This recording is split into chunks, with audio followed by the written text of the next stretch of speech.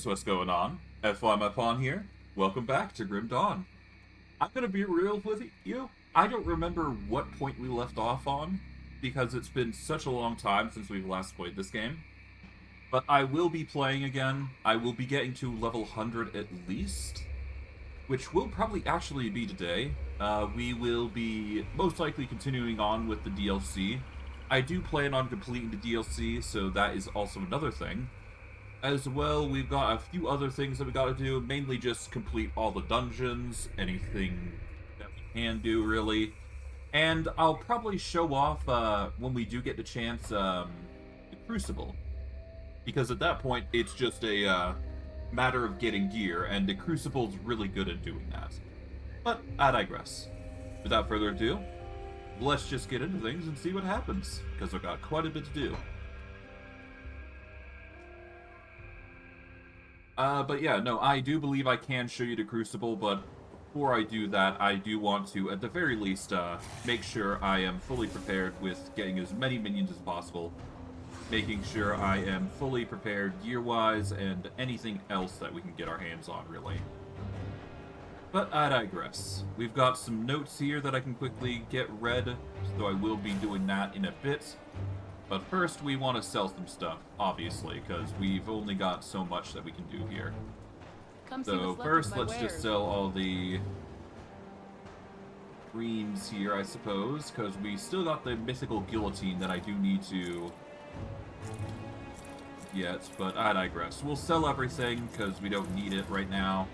Blues, we can also sell, I guess? Actually, what is our current predicament here? No questions asked. Blues and purples go in here. So, as long as it's, yeah, we barely got any room now for these, so... I guess at this point, we're probably going to migrate to purples as a whole, and sell all blues at this point. Because at least with legendaries, you got some benefits going on there, but I digress. We'll sell everything green. There we go. How is our dynamite count, actually? We've got 11 dynamites. That's not going to be enough.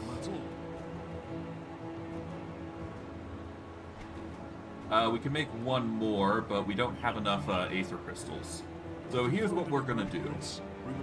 We're going to head over to here, because this has a surplus of crystals, so we'll be taking advantage of that. We'll also take advantage of other places that have crystals, and just take advantage of the areas there, in order to get as much dynamite as possible, in order to disintegrate our items, as needed. Alright. Can't do that yet. Now, if I recall correctly, 2 is how I get... Yeah, so 2 is how I get more buffs for minions, just at least a temporary buff anyways. The right click is a heal totem, which allows us to recover HP at a significantly fast-paced rate. So we do want to at least take advantage of that. That shield's pretty nice, but that's not going to help us in this instance. But I definitely do want a level 100 version of this axe, if I can help it. That skill's not ready. That would be the ideal outcome for us, because of how useful the axe is. But anything goes, really, to be fair.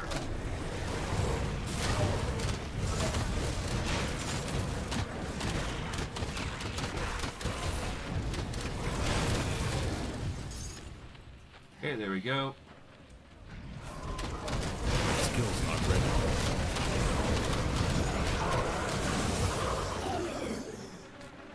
Nice. Pop this open.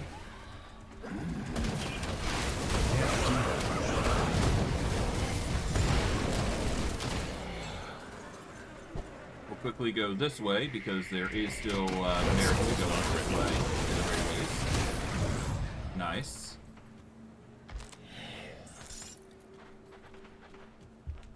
Open the marked rock, gets us some scrap here and there. Make sure our minions are doing their utmost there. There we go. Got 10 skellies now. That skill's not ready.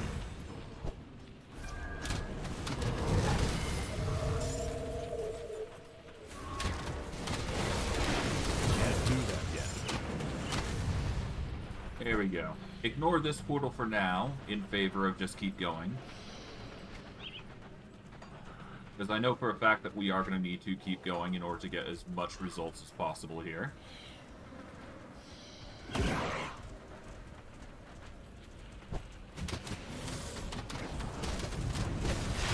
do that.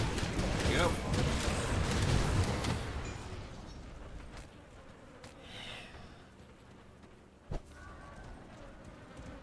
And off we go here. Can't do that.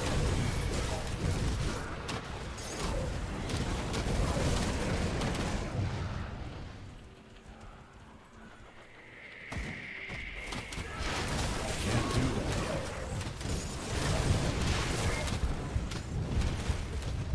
Nearly perished there for a sec there.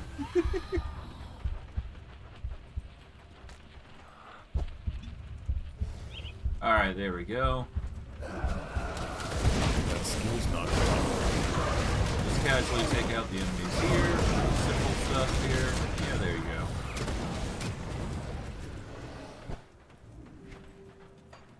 Alright, up from here. Overall, we're doing quite well. Healing is just astronomical for us. So we don't need to worry too much about enemies causing us a ruckus. And I'm starting to get used to the fighting here. It's been a while, but ultimately, I do remember. A nemesis approaches. Oh boy. He's over here. That skill's not ready.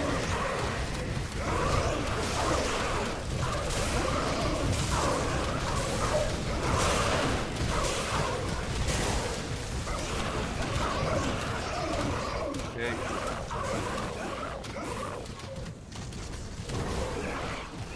Can't do that.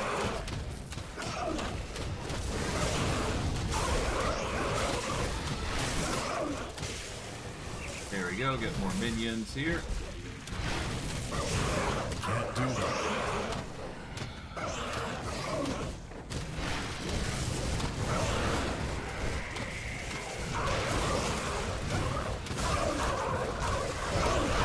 That skill's There we not go. ready. Nice.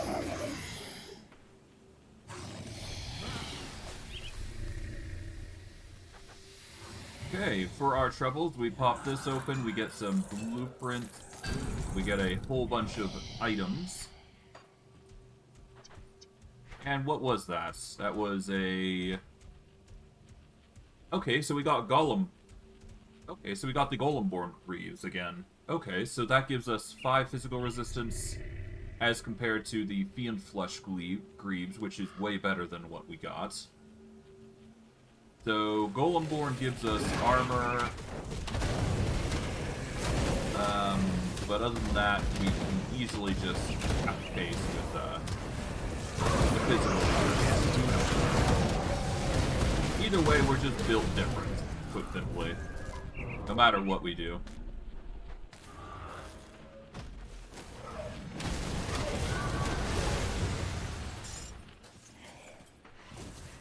More minions, let's see. That skill's not ready. Okay, off we go here. Get a few more minions. That skill's not ready. And yeah, overall it's just a matter of taking out the enemies. And honestly, they're really easy to deal with. Despite the difficulty being ultimate, which would have been harder for us, but thankfully we're just built with a insane gear type, or gear tier, so we ball.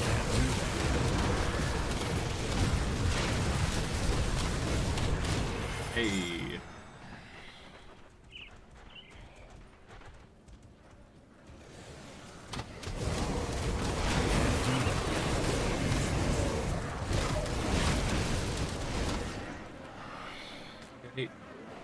So far, so good. Just break some things there. Can't do that.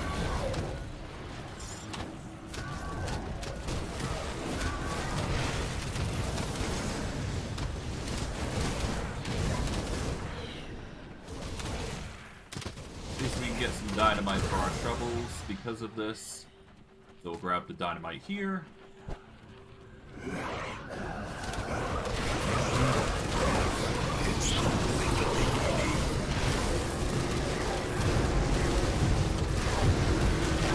That skill's not ready.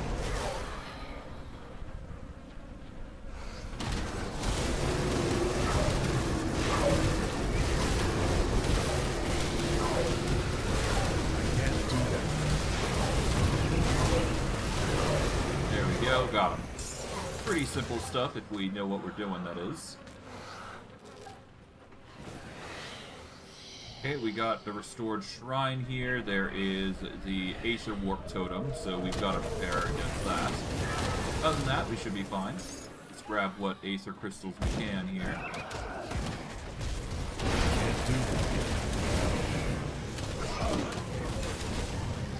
yet. Here we are. Grab everything here. Set up the totem here so that everybody can heal.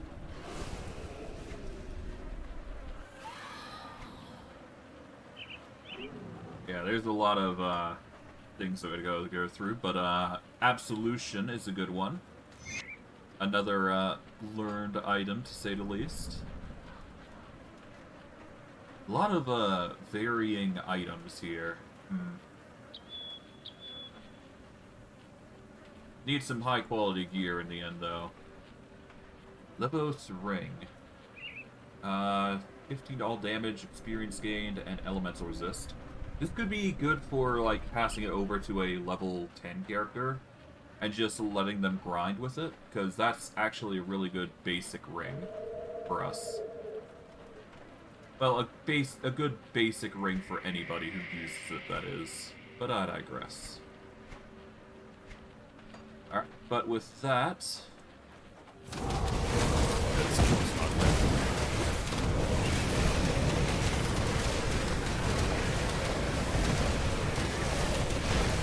That skill's not ready.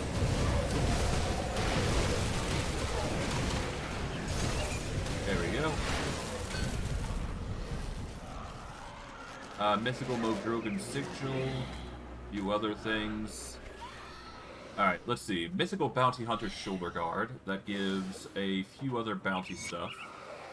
We got Modrogan Steel, which is all damage boost, attack speed boost, reduced stun duration. Gives us boost to Primal Bond and Conjure Primal Spirit, which is neither of which we want.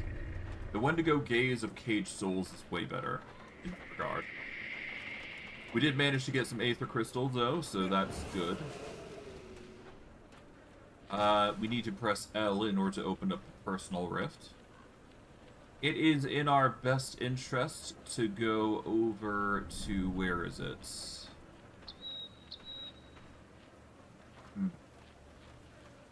I believe Bloodgrove is where we need to go in order to get the next rift.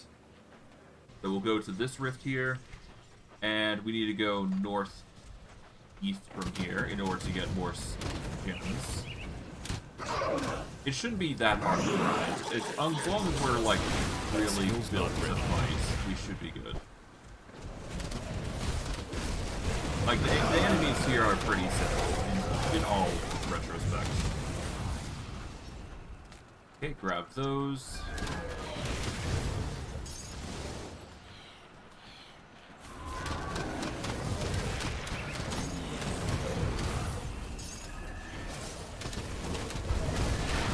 Oh, nearly perished there.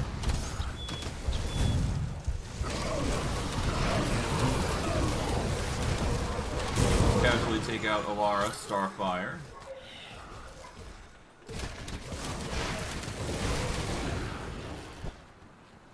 Alright, let's get going.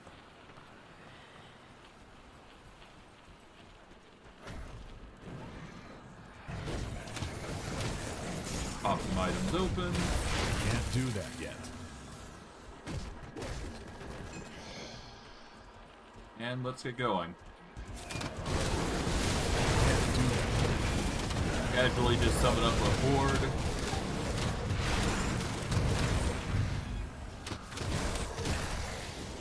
Mark of Intrigue, armored plates, all good stuff. Can't do that. Deal with mutants. Thankfully, our minions are just a little different, so we can just let them take the majority of whatever comes our way.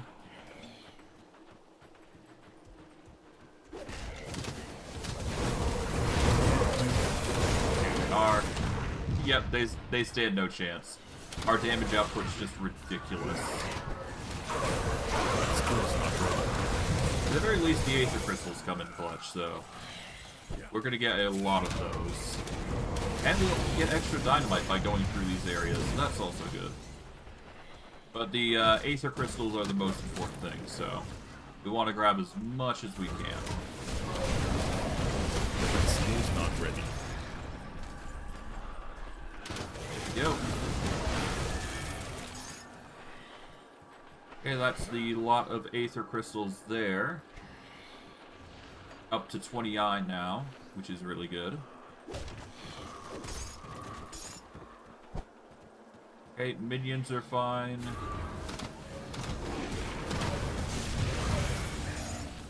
The Aether Crystals, what we can.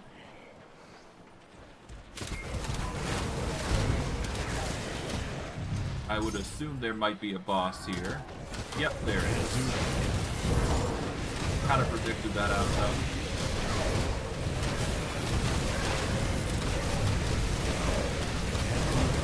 Artist the Backbreaker is down and out.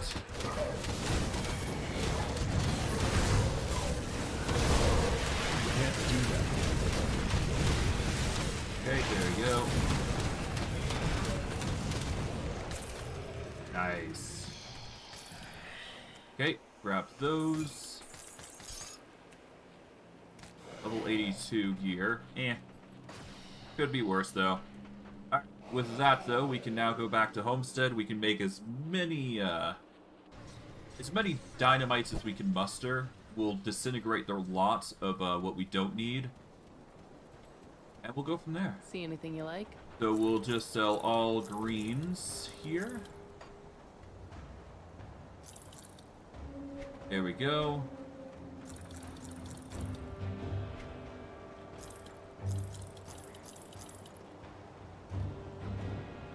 Not bad.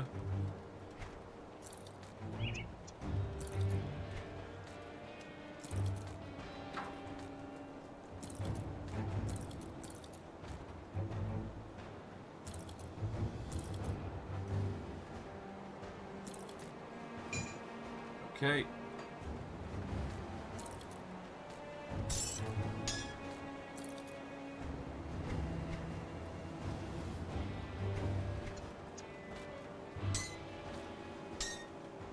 And there we go. Just take that. There we go. Alright.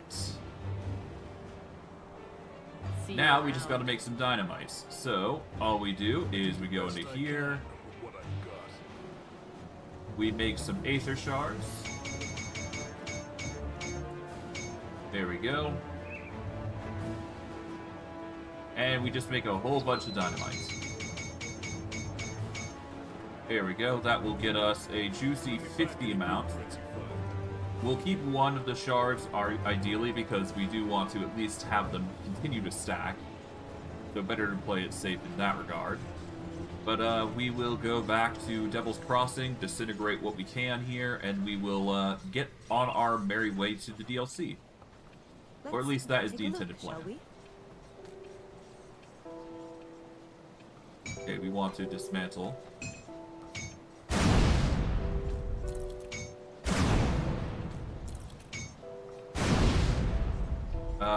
Right. I should probably keep in mind that I need to keep named items. Anything that isn't, we disintegrate. That is a named item. This isn't.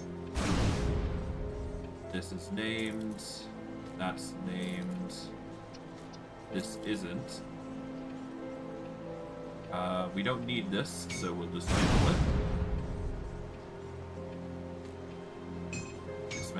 that.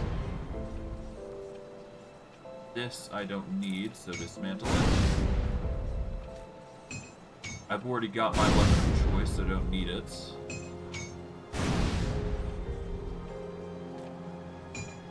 Stormrend is dismantle. Dismantle.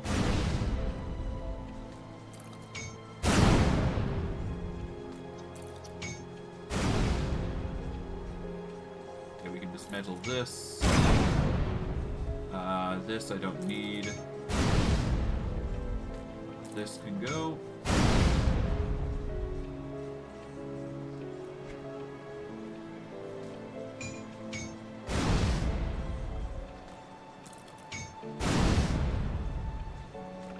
Alright, Deception of Drieg is one we keep. This goes.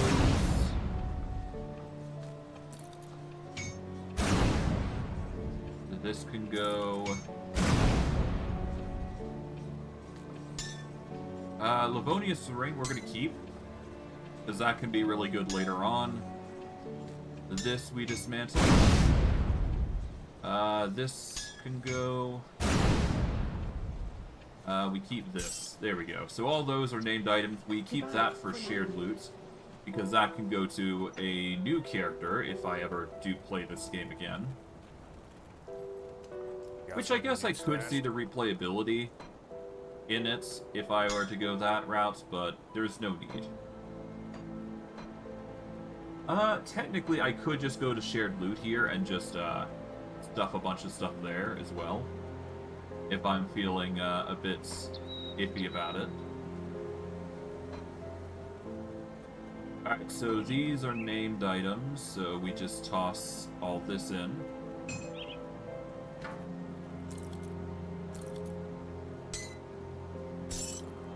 And there we go.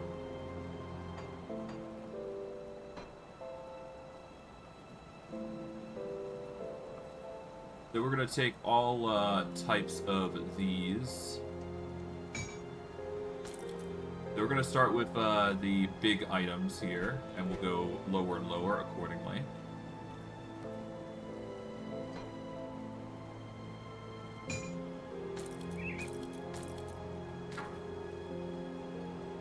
Okay.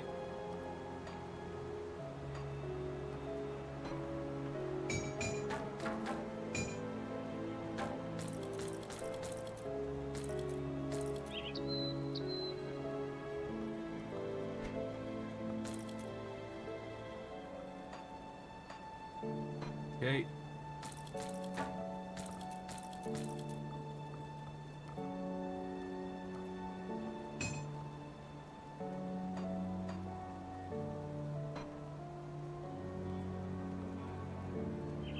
Alright, now we just sell... I'll keep an eye on this.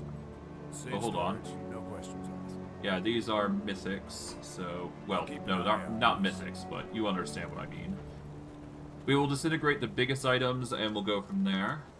So, 6 slaughters are comparative Something to... broken Yeah, down? we got a whole slot list here.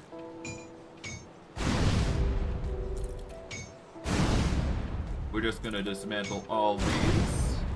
This is going to give us plenty of gear. Naturally.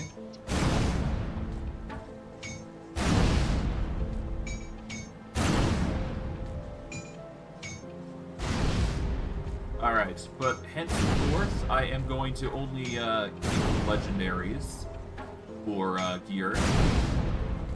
Anything blue like this is going to be just fodder at this point.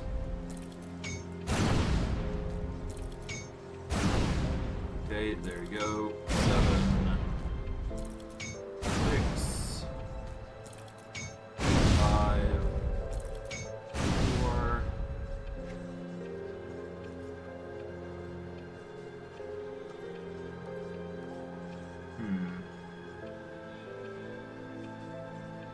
This could be really good, to be fair. Like, this gives 2 to Necromancer, but the Guillotine gives Soldier, or Shaman and Necromancer boosts, so that's eh.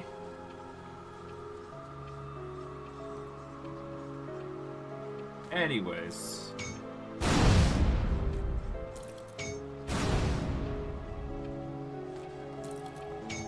There we go. We only got one dynamite left, but that is easily rectified if we go over to another area. But yeah, no, we want to go next to... Where is it?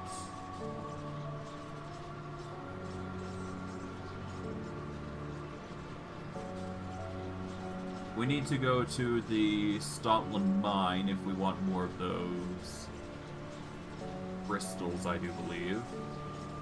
Alternatively, we can go deeper into Homestead, or specifically to Conflagration, and then we can just work over to Fort of Balterbury, because that has more crystals as well. If I prefer the crystal method of getting dynamite. I'm gonna go to the Stotland Mine, because why not? It'll be interesting to see what I can find. Alright, so we want to... Yeah, we just want to go to the Stotland Mine entrance, so we'll just ignore the undead here. Pretty under-leveled enemies here, but that's fine. We still get experience from them, because they're roughly around our level. But yeah, no, we go into the mine entrances here. And we're aiming for as much dynamite as possible. We're probably not going to get much, but still. We'll get plenty by being here.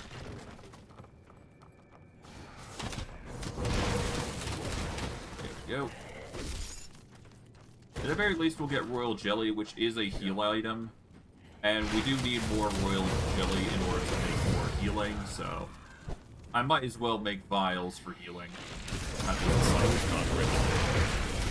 If only for my own benefits. But anyways... Pop that open. So that we get more iron. Always good. We should at least get 3 or so dynamite from here, I would imagine. But anything goes, really.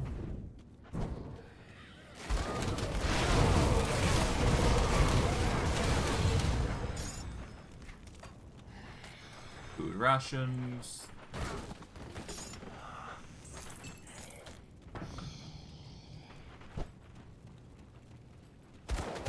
Hey, dynamite.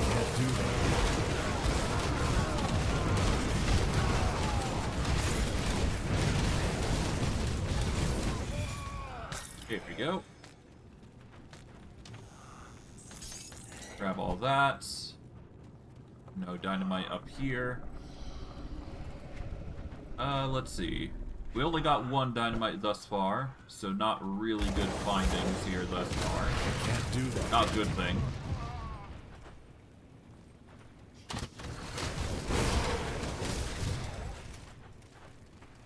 Okay, nothing down there, so we just keep going this way.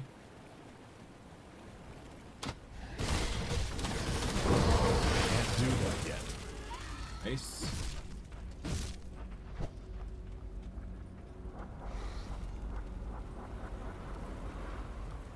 Okay, yeah, no dynamite beyond that point, huh? That's unfortunate. Let's see, where else do we need to go here?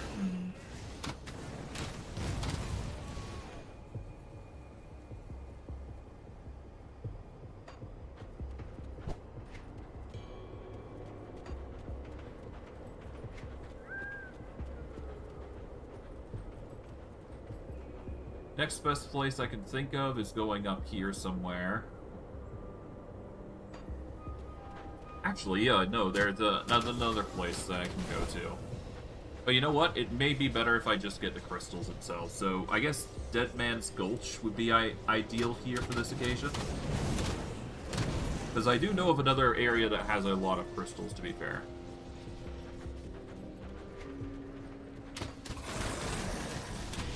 Mind you, it's only a recent discovery, but it's still a discovery all the same. So what we can do is we can go... Well, if we're careful about it, we can quickly skirt through the corruption here.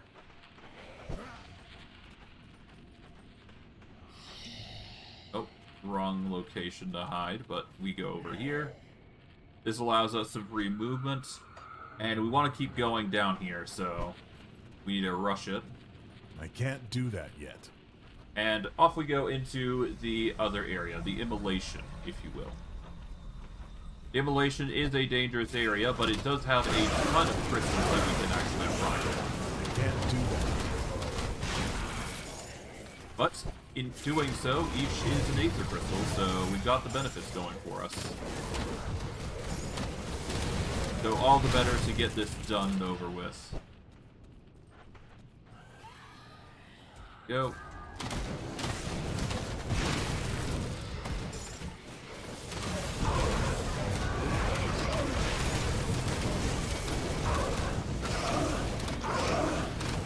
Eventually you can take out the enemy here. There you go. Nice. 3,000 experience. Can't do that. The majority of over to us rather than the other way around.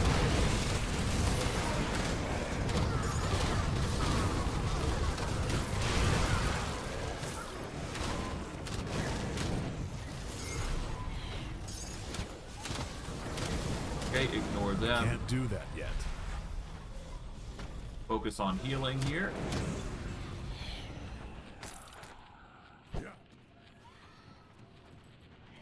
Alright, we can slip back over here, because this is going to heal us. That skill's not ready.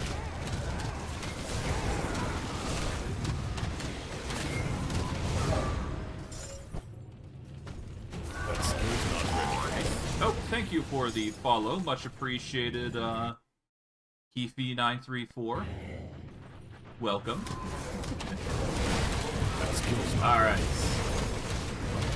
For reference, I'm just going over a, Aether Crystal gathering, so once I'm done here, I'll go right back to the DLC. I'm mainly just trying to clear up my bank of, so many resources that have, accumulated over the course of my venture here. So that is the reason why I'm going through every area here, to get more, Aether Crystals.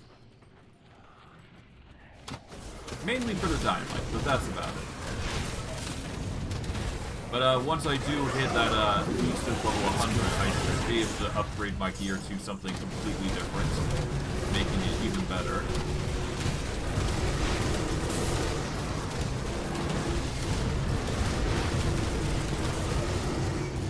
Oh.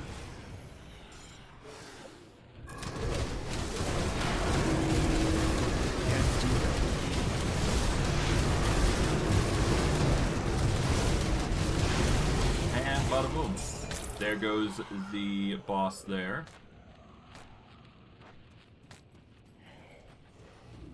Quickly go over here, because this has the major crystals most likely. Yeah. There we are.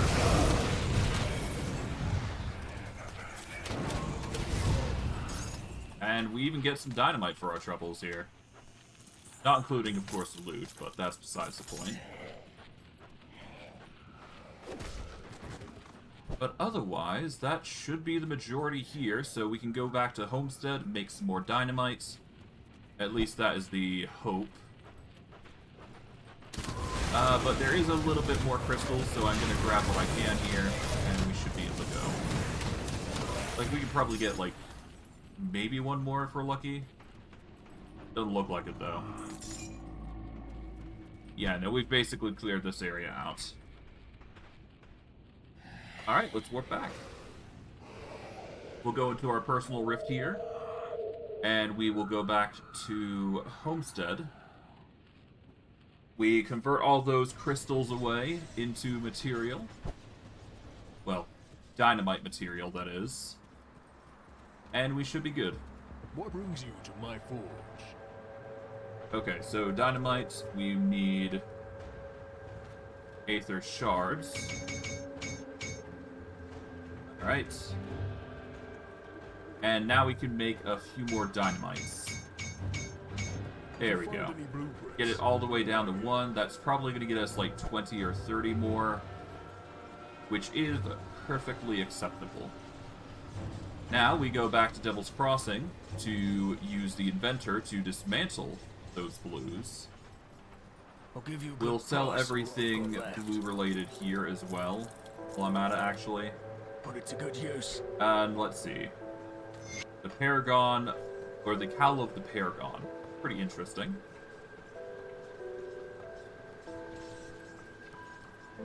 Alright. Tinkering is my specialty. We've got 25 dynamite, so we can get plenty of stuff here.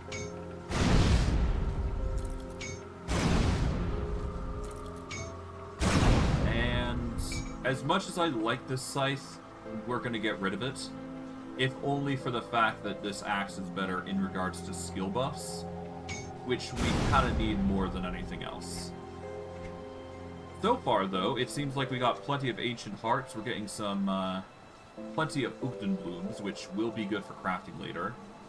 And a whole bunch of other benefits, like Eldritch Essence. We've got some Royal Jelly, actually, from our venture. That's also a good thing.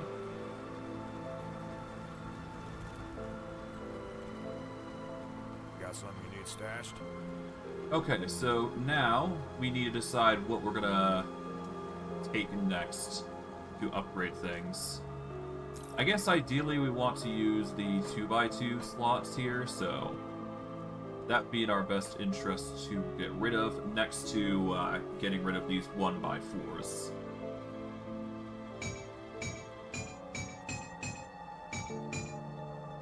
Okay. Yeah, I'll get rid of the 1x4s and 2x2s.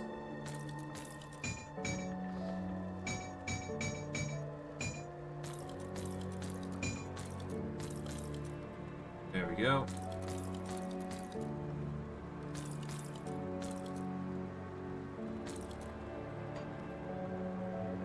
Okay, ignore everything else beyond that point. So 1x4s on 2x2s are the ideal. I don't think I have enough room for everything, but I can at least sell the blues.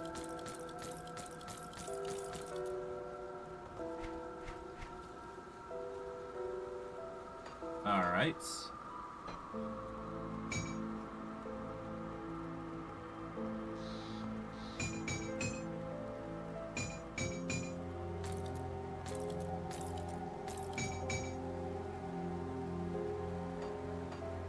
Okay, so yeah, no, we're gonna sell blues at this point and just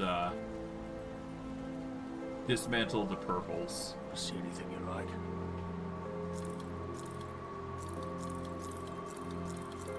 Yeah, so all the blues that we have, we're gonna sell. I don't need them anymore. I'm gonna aim for legendaries alone. So everything that we've collected thus far is going to be sold.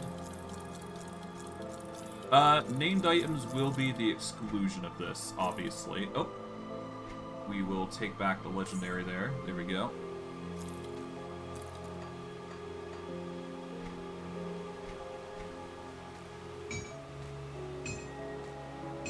There we go. Put it to good use. From here, we just take what we can here. Got something you need stashed? Yeah, these are named, so we ignore those.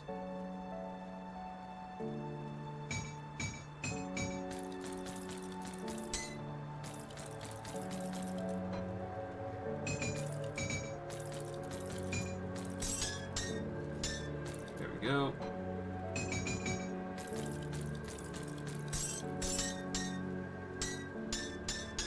And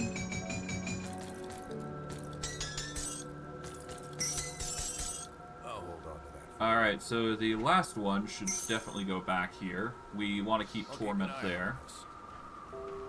And we'll sell every blue, and then we will get the other ones gotten, See anything you dealt like? with, and we'll go from there.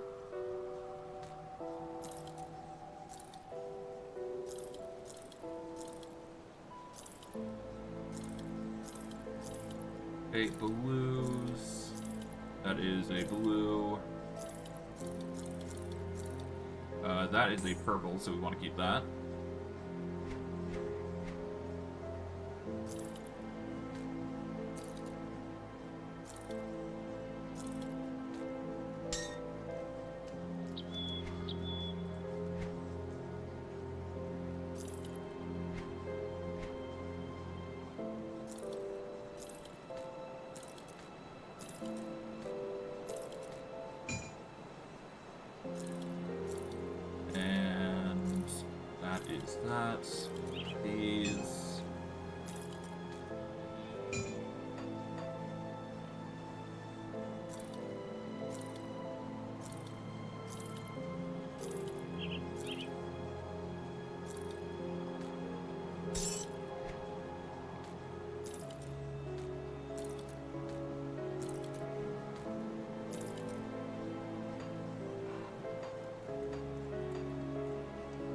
Okay.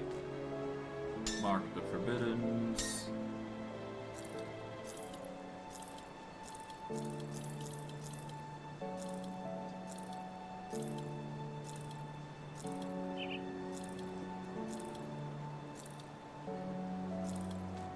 And there we go.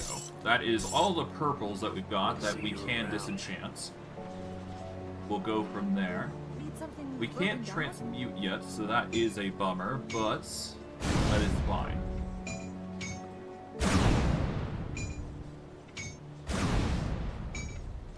Dismantle the lot here.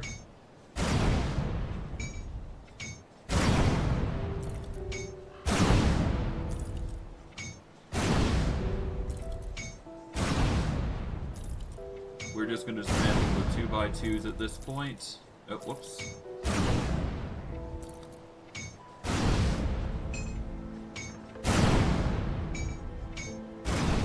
Six, 5, 4, 3, 2, and finally, there we go. Goodbye. Then we'll just deposit all the rest of the purples here into the inventory, and we'll go from there. Named objects, we'll probably have to figure out what we're going to do with them, but for now, we should be fine with that. That's going to be a full clear of inventory. We've gotten plenty of iron. So when we do start crafting, which I guess I can see if there's anything I can craft here, Scrap metal. we've got some options available to us if we want to make something. Let's see. Any pet stuff? Lapis Makrioka is a manticore bite, but that's about it. Nothing there. Eldritch Mirror. Binds your minions to your will, gives you a 10 total speed. Yeah, it could be better. Let's see. Savage. We do have the Savage upgrade, but we already have Bismill's Domination, so we don't need to worry about that. I could aim for the Skeletal Servant, which does require Vendetta, so we can't really get that.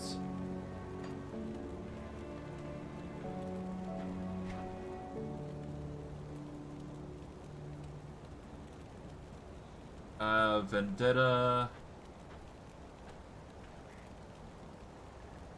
Okay, yeah, no, there's nothing good there. Empowered Reaper's Touch. Nope. The Doomsaw of Gluttony. No. Bloodskill Cleaver is meh.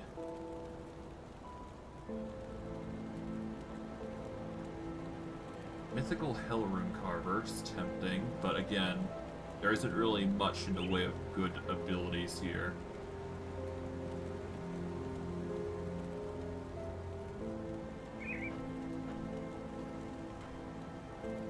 Well, it's fine.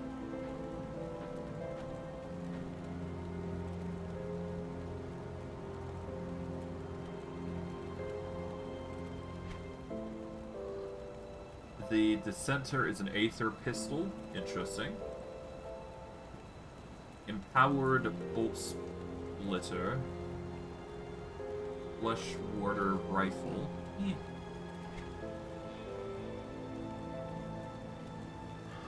Okay, Alchemist Belt gives us some maximum resistance boost, which could be a change for the better, but eh.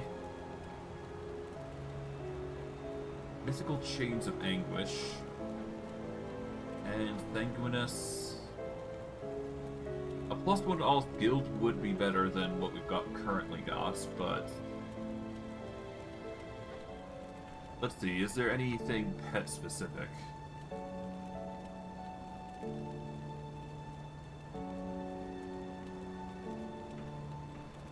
Mythical Rifthound Leather Boots gives us +2 to Blight Fiend. Grimoire of No Gates, eh.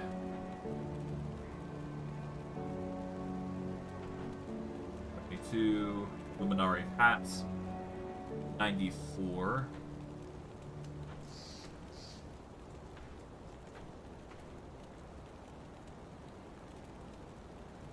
Mythical Cowl would probably be the next best thing I could get. This is 94 as well. Mythical Unholy Vistage gives Hellhound and Familiar boost, which we don't use. Unholy Vistage is just the lesser version of that at level 72. Beast Caller is 68. This is 75.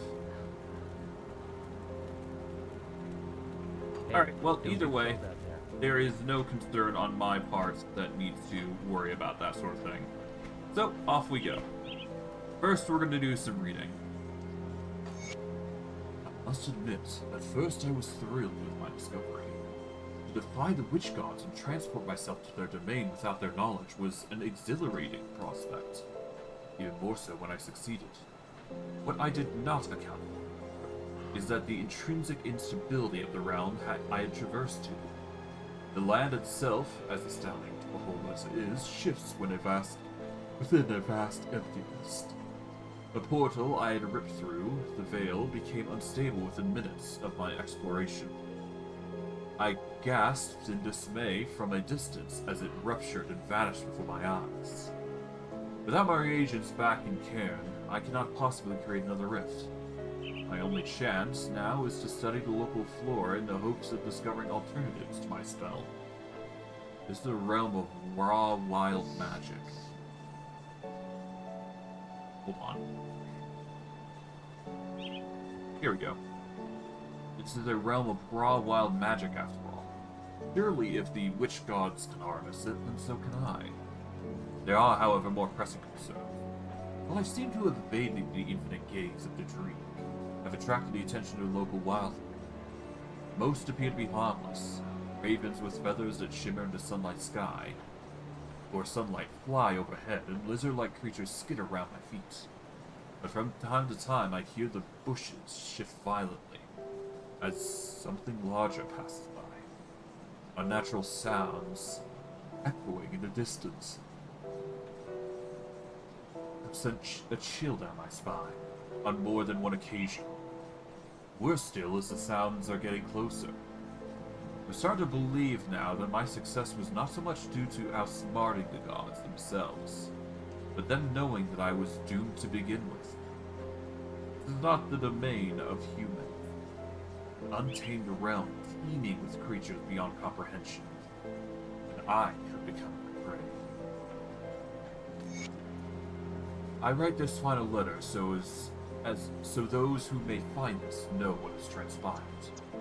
Know that I am not a sinister man. I would never murder anyone in cold blood. But through some evil dwelling within this place, that's precisely what had happened. I came to these lands with my two companions, Harnan and Bellic. After a week of travel through cursed sands, we at last came to see the spires of Corvin ruins. They were stabbing up from the haze of the horizon like rotten limbs of some great dead god. It was not until we stepped foot inside the first tomb that I began hearing the whispers. I kept asking what the others were muttering about, but they would laugh, saying that I was merely hearing things. As our days of digging and opening tombs continued, I began convinced that they were conspiring to slit my throat. I refused to sleep. I grew weary and delusional. Kept gnawing at my mind. Yesterday, as we made our way to the latest tomb, the voices took their toll. We found a small opening on the surface, through which we were able to descend via rope. As my feet touched the dusty tiles, however, I was but a passenger in my own body, behind my own eyes. As my companions moved into the inky depth, my hands reached for the rope and soaked it with lamplight. I screamed to warn the others, but I have no voice. I stared in horror as their only means of escape vanished in a great blaze. Inside, I found Harnan overlooking a golden railing near a waterfall. My hands came up into my vision as if to push him. I tried to fight my arms down, commanded my not to make any noise, but nothing came of it. I was powerless.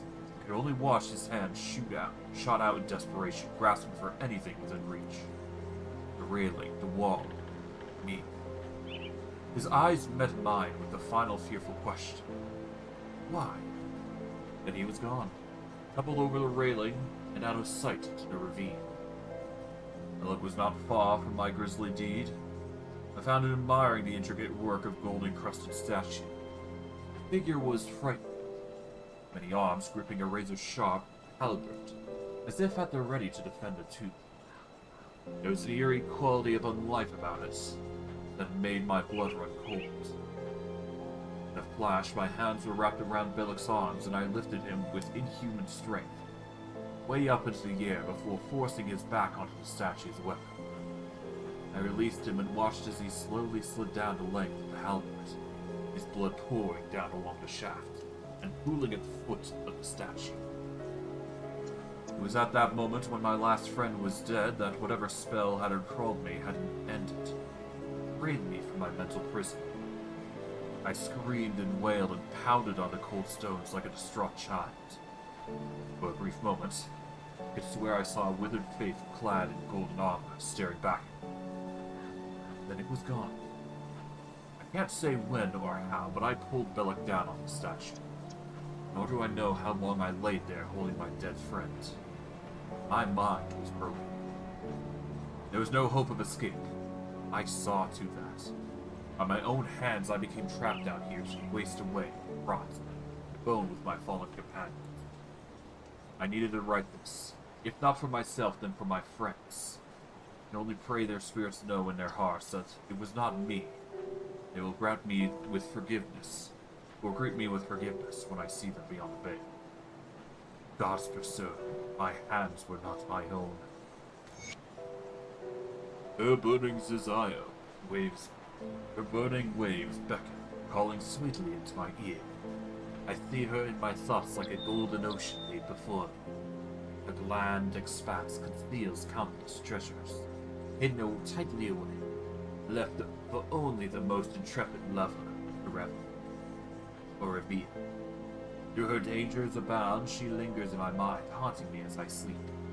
There are many others I have loved a beauty beyond compare, whose entertainment weakened lesser men, but only she has gripped my heart. And though she is the cruelest of lovers, starving and burning those who seek her pleasures, I shall return to her. When the desert calls me, I shall always answer. Alright, with that, we can finally get back to the Corvin Sands. Because I think it's been a while since we've actually done this. Okay, what was the map? Hold on.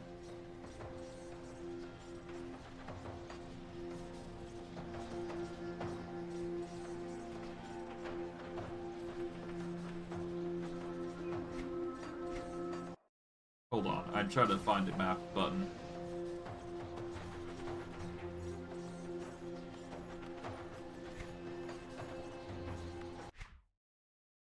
Okay, so G pauses. Oh, it is literally just M. I just forgot for a while. But yeah, no, let's keep going. Nice. That skill's not ready.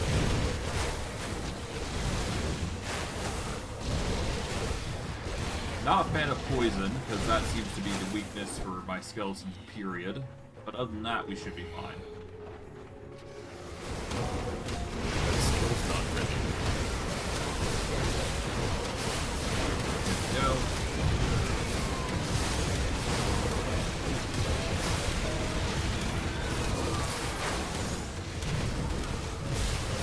Get more minions. There we go.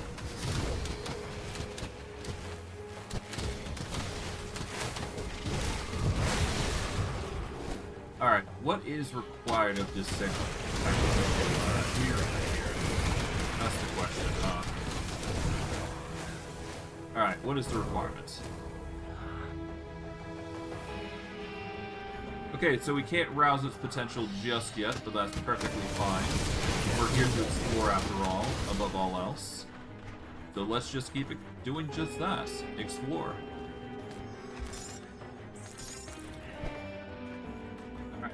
We're up to 10 though.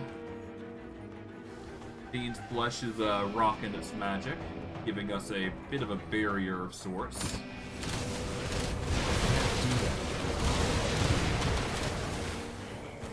Okay.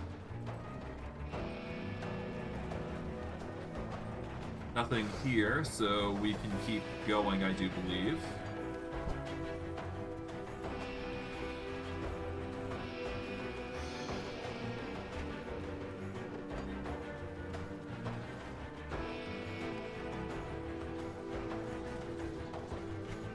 What's over here? Just a side passage that leads back into the main area. Cairn Docks. That skill's not written. Eldritch Spirits. Okay.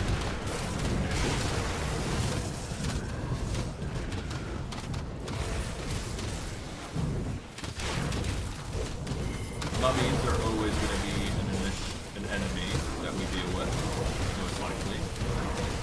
That skill's not written.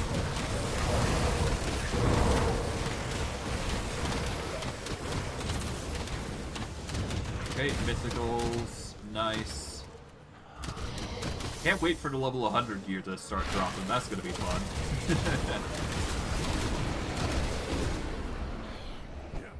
Okay.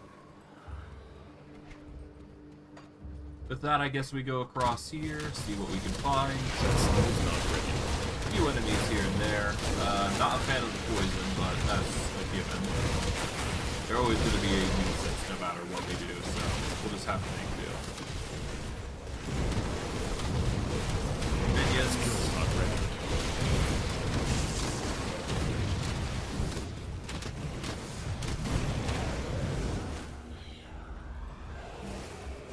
Here we go. Guess we'll go over to this side now. That skill's not written. Oh hey, there's some Cult of Pismill followers here. That'll be good.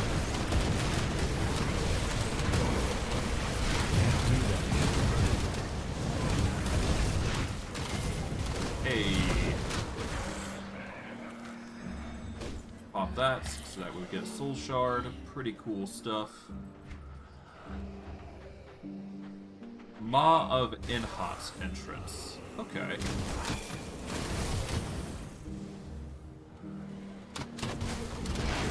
do that yet.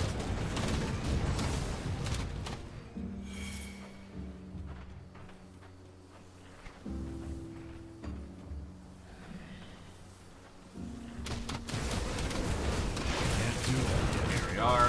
Just casually deal with the stone griffins. Plenty of enemies to clear out, obviously. Nice. Yeah, these guys are pretty easy. Okay.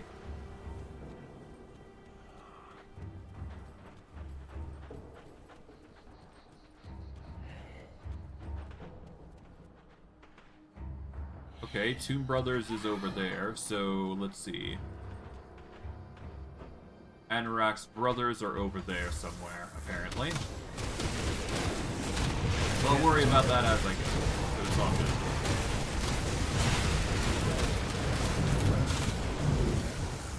There we go.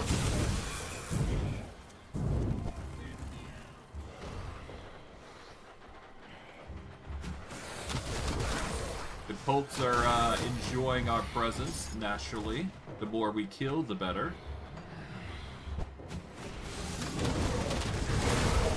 So we'll just slowly just take out the enemy here. Take our time. That skill's not written.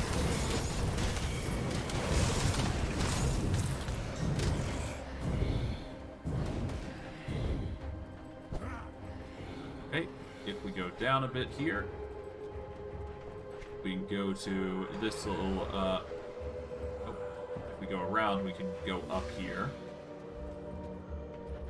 Few enemies, nothing too crazy. There's the glamorous chest for our troubles, though, which is loot in of itself.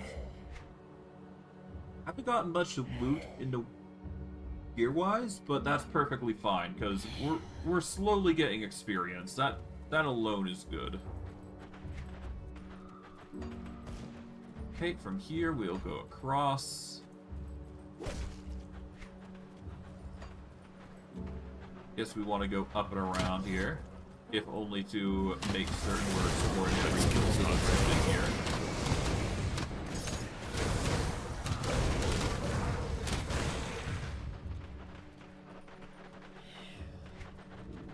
Alright, there we go.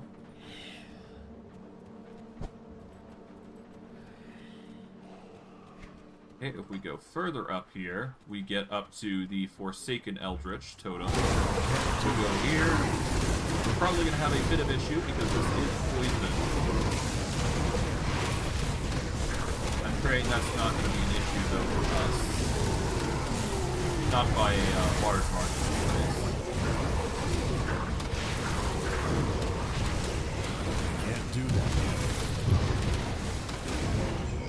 Hey, we managed in the end all the same, so that's good. Okay, pop this. Alright, what do we get? We managed to get a few rares. Let's see, what's this? Mythical Shard of Command. It is a level 94 gear item. It is... It's an amulet. Okay, so... It deals chaos damage, gives us a boost to Undead Legion. The Ember Claw and Lightning Strike aren't that good, but the Undead Legion boost is pretty decent. But the amulet mark already has Shaman, which is good, among other benefits. So not the best item that we can get our hands on, to be fair. Well, either way, we should be fine. Yania's Diary. Open that with dynamite. We get Mythical Elder's Inquisition. What's this? We've used our last dynamite, so rip that, but that's fine. Father would have me hanged if he knew, but he should be none the wiser. Anne had called me this evening, whistling like the evening sparrow from a garden below my window. He pleaded with me to join him, and I could not resist. We snuck past night guard, through gardens, over walls, out of sight, down to the docks where I paused for a moment in amazement. They were ablaze with activity. I couldn't believe my eyes. While the rest of the city slept, the docks positively hummed with activity. It never seemed them at night. Anna had grasped my hand and snapped me out of my stupor. He led me down a secret path running next to the docks, out past the last ship. There we could see the bay stretching out before us. Its rippled surface sparkled in the lights of a depth. It was more beautiful than I could have imagined. We could see ships entering the bay, their sails like pale specters against a jewel-filled night sky. It was Anhad's plan all along for us to go swimming. Swimming, of all things. Father would lose his mind. He's forbidden me to swim. He says it's inappropriate for a young woman. Anhad had promised to teach me, but tonight he guided me down to the shore so I could wade in up to my waist. The water was like a warm bath, and near-new fish nibbled at my toes as I walked. Anhad swam out past a pier, so far I could barely make him out against the glimmering water. I heard there are massive fish that linger out there, waiting for a ship to drop scraps, or someone to fall overboard. Now I think those are mere tales people tell children to keep them from swimming. Why would they want to keep anyone from doing this? It's incredible. I'll certainly teach my children to swim in the bay one day. Well, that is a far-off dream now. It's a desert. It is a desert now. There is no river in sight, and that's sad to see. Well, whatever. That's just how the cookie crumbles sometimes, don't it?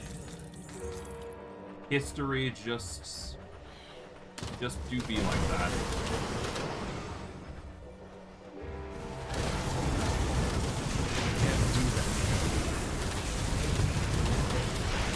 Captain Springhall's logged. Okay. But there used to be a river here, but it's now completely gone. Is what's going on with Hey, level 99. We're one level away from level 100. Alright. 1 point. Where do we put it? That is the question. We've already fully invested in Soul Harvest, so we don't need more of that. Technically, I could just convert this to cold damage if I really wanted to, but I don't feel like doing that. I think the ideal outcome would be to invest more points into this, right? Either that or increase 2 points into Briarthorn. Either one would be vital.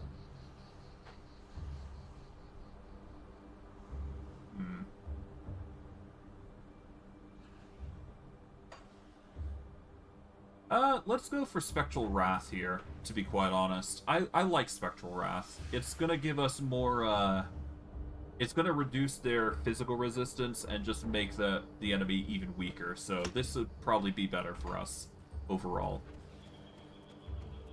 Yes, it does mean our summons are pretty weak, but our skeletons are meant to be the focal point of our build.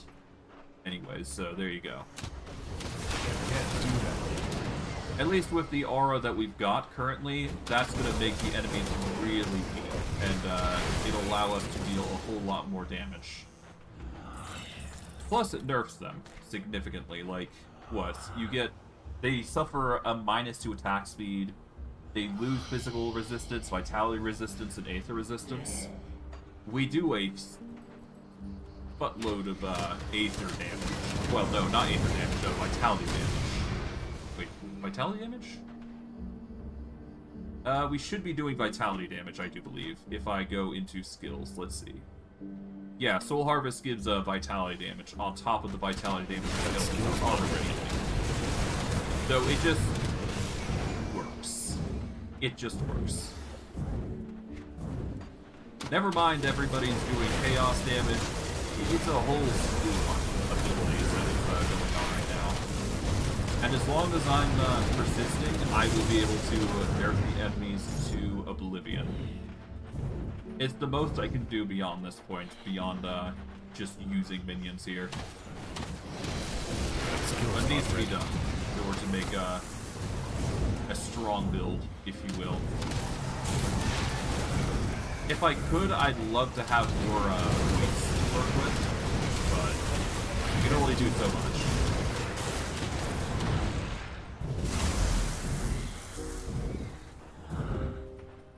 I'm certain if I put 5 points or did a mod playthrough of this, it'd be even better, but alas, we do what we do.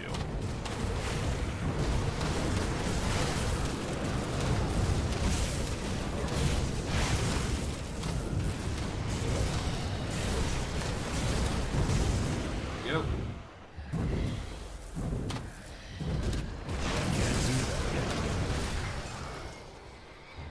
Okay, I guess we're going up here.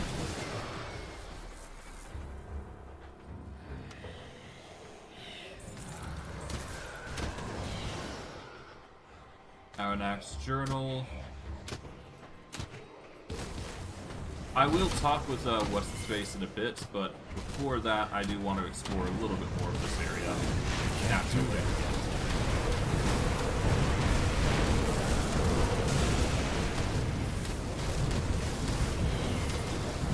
That skill's not ready. There we go.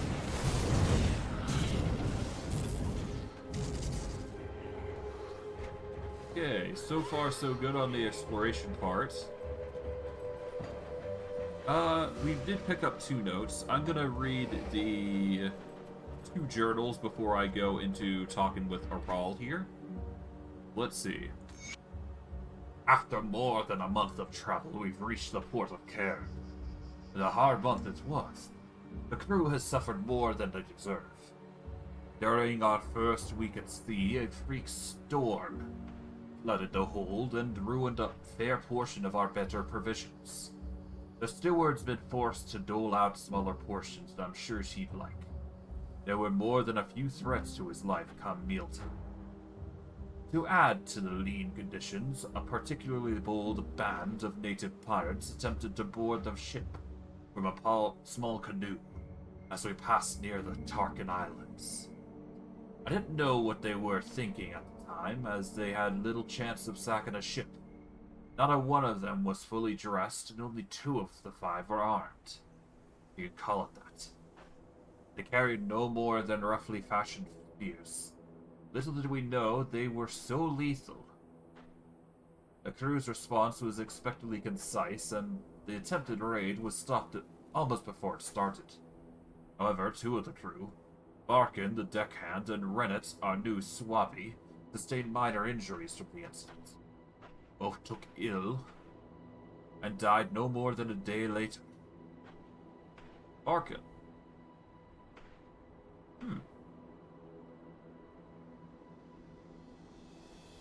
That name is familiar, huh? It turned out those bastards were planning to poison us all in our sleep. We got what we deserved, hog-tied and keel-hauled. Some of the crew suggested less savory ends, but it's important not to allow the rabble to run rampant in such situations. As it is, I allowed them to keep the hands. It's a foul practice, if you ask me. They do fetch a fine coin if you can source the right buyer. I'm sure the old boatsman Yarrick will have no trouble finding someone to sell them here. This is to be the first of 3 nights at port as the ship's cargo is sold and her hold replenished. I've given the crew their leave, which I'm sure they'll take to local taverns and homes of ill repute. And is well deserved, no doubt. I shall tend to the ship's business and attempt to source cargo from our return journey. The Cairn port is truly a sight to behold. Many times larger than any this captain has seen in his many years at sea. Hundreds of ships make landfall, and just as many with bellies full of cargo wait at the mouth of the river. The docks churn like well-oiled machine, and the pristine city beyond glistens in the moonlight, as if bathing in its rays. Yet in my short time ashore, I've seen all but hidden evidence of the dark underbelly that bolsters any successful port. Back alley dealings, wealthy merchants treading on the less fortunate, a ship whose hold is overflowing with bound and chained folk, pulled from a far-off land. I'm certain our return journey will be a profitable one. I hope to haul a less unsavory cargo. Alright, I'm going to increase our spirits. That's going to bring us to 482.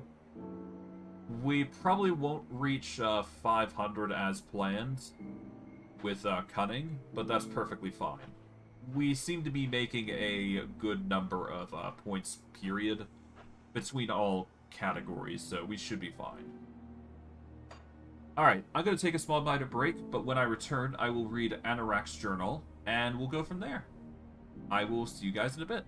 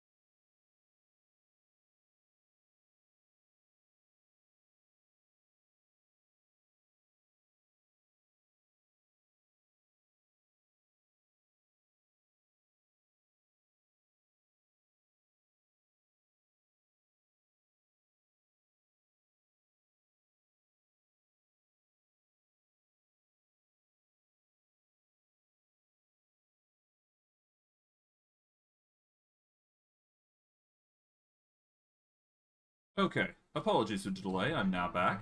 Let's get back into things. Ariel's got the three of us working with an odd crew. A bunch of witch-worshipping fanatics. But I have my trepidations. For one, getting mixed up with such a controversial group may prove more dangerous than it's worth. They also seem like a terribly conflicted lot, all pledging themselves to different deities, none of whom seem to get along very well. They've somehow roped my brothers into joining their little cults, though I suspect those two aren't buying into the mumbo-jumbo the witches are peddling. More likely, they think we'll turn a healthy profit by going along with the whole deal. If that's the case, Aral and Andrian are doing an awfully good job of hiding it. They're joining in with daily rituals, kowtowing to their new god. An odd sight, those two fools pretending they care for anything other than making themselves rich. I wonder how long it'll be until they try to get me to join in with them. I've hadn't had opportunity to speak with them about it, but receiving a group of fanatics like this could be a dangerous business. For the time being, the witches have kept us well supplied, and there seems to be no short of the grave robbing they want us to do. I don't exactly know what they're looking for, but they don't seem to have any interest in usual trinkets. They're rather displeased with our first haul, saying it was all useless junk. We just grab what usually sells well. Jewelry, anything that looks expensive. They said to focus our efforts on items that seem to have greater importance. Auras. Whatever that means. On top of all else, things are heating up in the camp. The witches seem to be preparing for something, arguing amongst themselves, making plans in secret. There's a lot of strange people coming and going, and some rather concerning rumors about goings-on in the north, in the ruins of Corvin City. We don't have any plans to head out there, though. At least I hope not. This morning, it's off to the Cairn Docks for a second run. There's a network of tombs and temples beneath the ruins that the witches seem particularly interested in. We've been down there before, and most of those places seemed like they were picked over years ago. Maybe the stuff with auras is still down there. In any case, I'll have my hands full keeping Aral and Andrew out of trouble as usual. Hey, I could use some help over here. I think my leg's broken. Anorak sent me. Anorak sent you? That figures. That guy worries like an old woman. He's always after us to be careful and watch over for each other. Oh, I guess he's right this time. He's always right. It's incredibly annoying. And your brother? I don't know. I mean, he told me to run and he looked horrified, so I booked it. I never looked back to check up on him. The whole temple started shaking. It was like an earthquake or something. I fell coming up the stairs, but busted my leg up pretty bad. When I yelled out for Andrew to help, he wasn't there. So I hauled myself the rest of the way up the stairs. He's still down in the temple. He must be. He certainly didn't pass me on his way out. I'd go down there looking for him, but I can't walk. Not with my leg like this. Are you going down there to find him? Yeah, but let's get you out of here first. How are you gonna do that? Certainly not walking out. Like that. Alright. What are these, anyways? Held Wraith of Scorching. Life and Souls. Not... yeah, it's alright. Not something I'm gonna use, though. Alright. Let's go down this ruin entrance. Let's do this.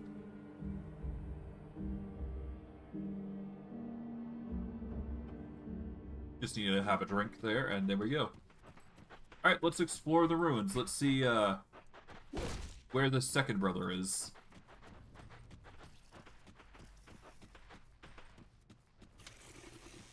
Going to be interesting. Skill's not ready.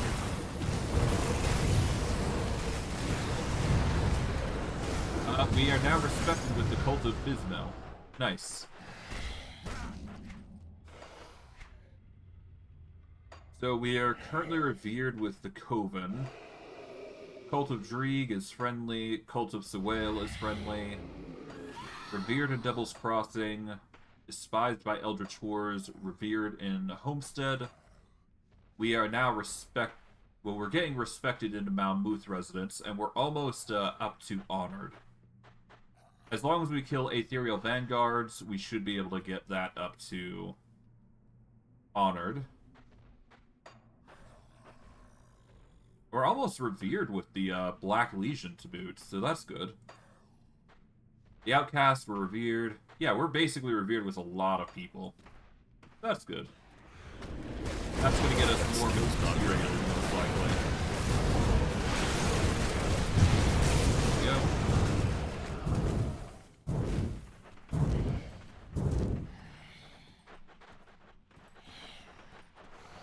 Okay, we'll break what we can. We'll clear out the enemy here. Go down. Roll naturally to deal with as much minions as possible.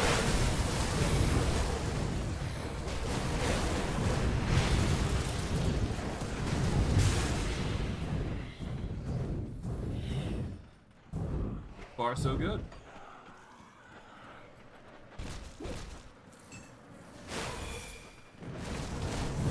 Could be hard to get to level 100, to be quite honest.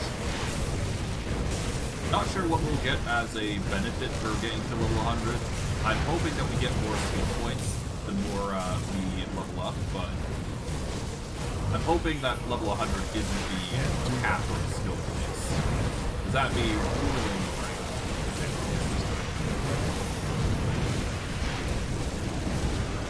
Ah well, either way we'll be fine.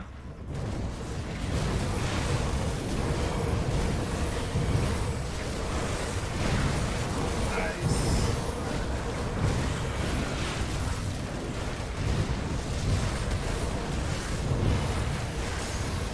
Okay, so far so good. Back up a bit.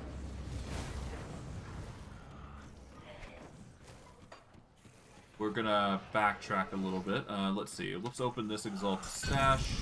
Galewind Treads. Whatever those are. Nothing that we can use. But they are good boots, so there is that, I suppose.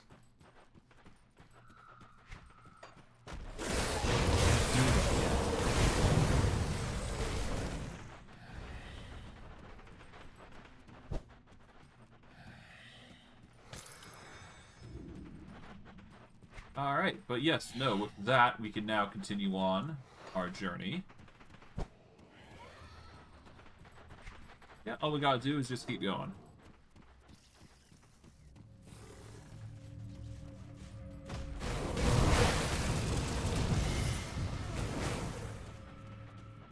Okay, nothing on this side, so this side is gonna have stuff. Fire maggots, dwarven maggots.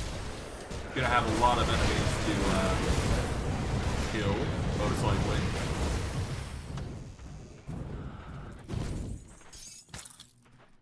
Plenty of resources to boot.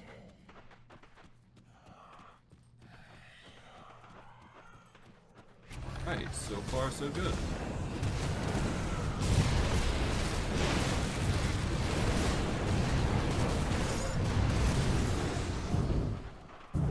Anything up here? There is dynamite, so we're going to want to grab that.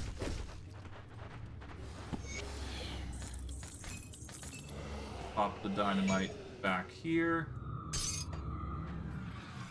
Oh, hello, Andrian. Hey, stop fiddling with my body! You shouldn't go around messing with every random corpse you come across. Ah, you're dead. Yeah, no kidding. You're a smart one, ain't ya? Sorry, I don't mean to be rude. This is just a new thing for me. Being dead. Yeah, being dead. Are you toying with me? I gotta be honest, stranger. I don't feel dead. I mean, I can see you there poking around my corpse, but here I am just standing here. Guess I'm a ghost or something? What do you know about that? Well, your brothers sent me to find you. Arl and Anorak? Vanrat Mini Alderite. Damn rats. When I told him to run, I didn't mean for him to take off on me. I suppose I can't blame him. I probably scared the pants off him, screaming about how we had to get out of here. What happened? Well, we went down to the heart of the temple, expect to find nothing but skeletons and a bunch of loot. But there's a crazy old man down there with an army of ghosts. Without so much as saying hello, the old tree cast some sort of spell on me. I panicked and told Aaron to run. We took off for the exit like a couple of scared kids, and the whole place started shaking. Rocks falling from the ceiling and everything. I was dodging left and right, but I think one of them must have clocked me right in the melon, because everything went black all of a sudden. Then the next thing I remember is looking down at you snooping around my body. Must be the old man's spell that turned me into a ghost, or whatever this is. Something tells me I ain't getting out of here till somebody puts a stop to that old bastard scheming. Don't suppose you're up for a good fight? Want to go down there and beat some sense into that old weirdo? I'll take care of him. Why not? Okay, there appears to be some enemies on this side, so I may as well clear these guys with not going on. So Not ready. no harm in doing so, if only for the fact that we're going to get more out of it. There we go.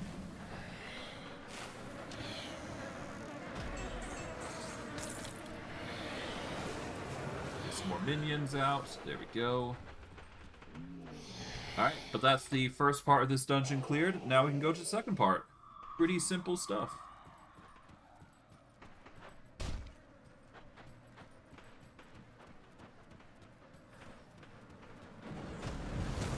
Can't do that. Gonna be able to clear out these guys pretty simply. And the light steal that we get from the totem is only gonna help here. Most likely.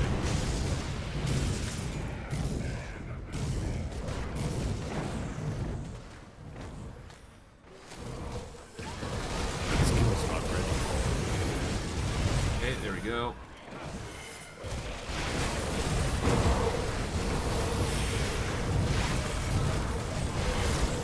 Nice.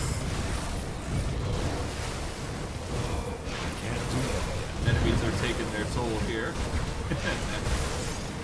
Stand no chance against us here.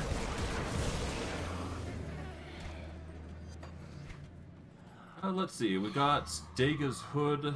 Retaliation damage is pretty nice. Mythical Final March. Yeah. Various boons, names, not real by this point.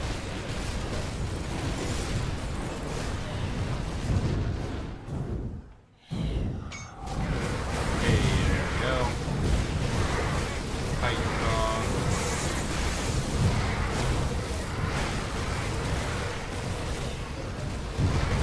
Can't do that.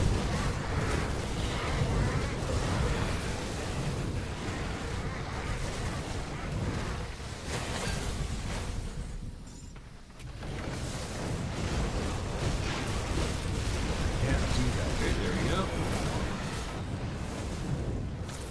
Grab everything there. We managed to get this done. Alright, just let that heal for a moment. No devotion points. Yeah, no nothing. Okay.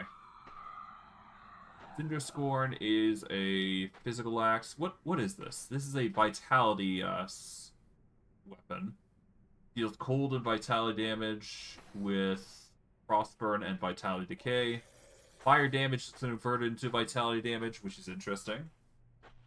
So if we do have fire damage for some reason, there you go. Attack speed's 20% increase, and Necrotic Edge, which we don't use. So there you go. Nothing that we really need. Skill's not ready.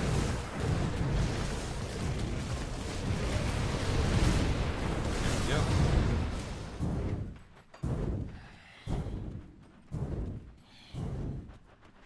From there, we go down the steps. Skill's not ready.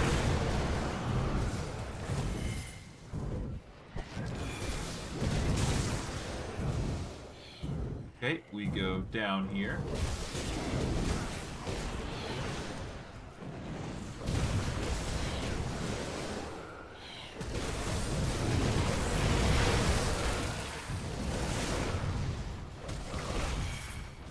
So far, so good on just clearing out every single enemy here.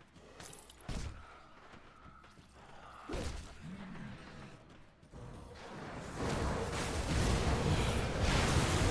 so far, so good. I can't do that.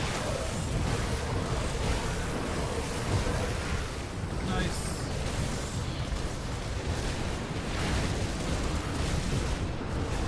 Hey, there we go.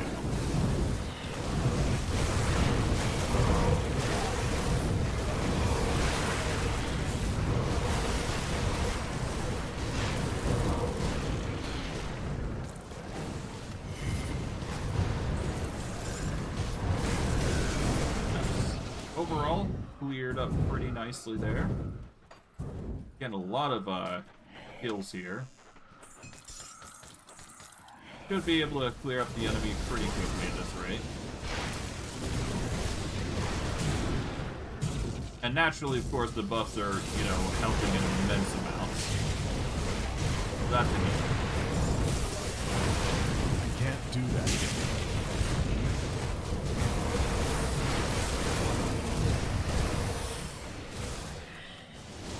Okay. Can't do that. Casually just let the enemy, well, let our allies just milk a bunch of HP from the enemy. Suffer a little bit, so there might be a bit of death here and there, but otherwise we're basically good. Mythical Beast Collar Cowl. This is a level 94 gear item. And Call of the Beast increases damage and attack speed. So if we go with the mythical version, we get Round Slam, we get offensive ability, elemental resistance, and reduced stun duration. But the attack damage boost and attack speed is pretty good for what it is. 7 seconds. Yeah, this is basically a bigger boost than compared to the Helm I've got currently. But I do need to make it, is the thing.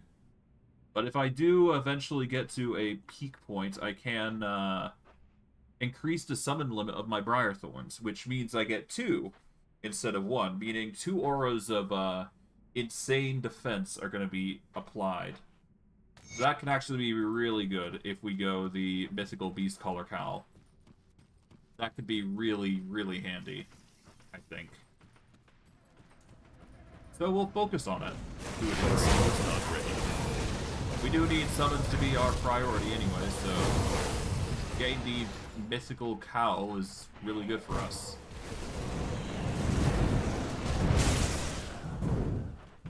We could also aim for a level 100 thing, but either way we'll find something for us. So it's all good. Anyways, Kirgon the Mad. We'll take him out.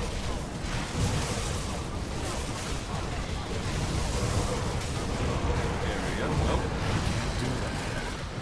Second phase. Kirgon the Unbound.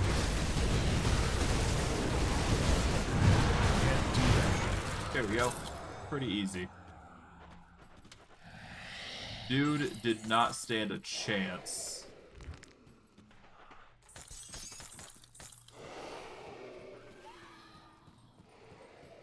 Okay. And we go back to the tomb entrance.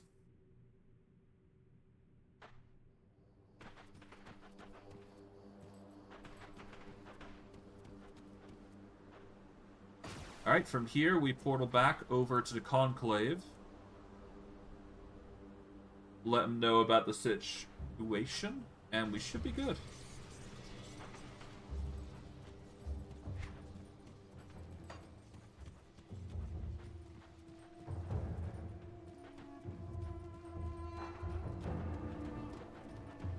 Hey, Anorak. Hello again, traveler. Thank you for bringing my brothers back. Left of them. But I could help. We get Bismil Rep, we get Chains of Orulon. I have to be honest, this is all very strange. I don't really know how this is happening. The thing with the ghost. I suppose I don't like him. That thing, my brother, he's as much as Andrian as he was when he was alive. It's glad to have him back. What's next for the three of you? The two of them are talking about going back to war. Arel seems to think we can use Andrian's new situation to our benefits. It certainly makes things getting in and out of those old rat holes easier. Nika is eager to get us back out there, digging through the tombs, and I can't say no to that. It just doesn't seem right. Honestly, the whole thing doesn't seem right. Thanks for the help, though. I do what I can.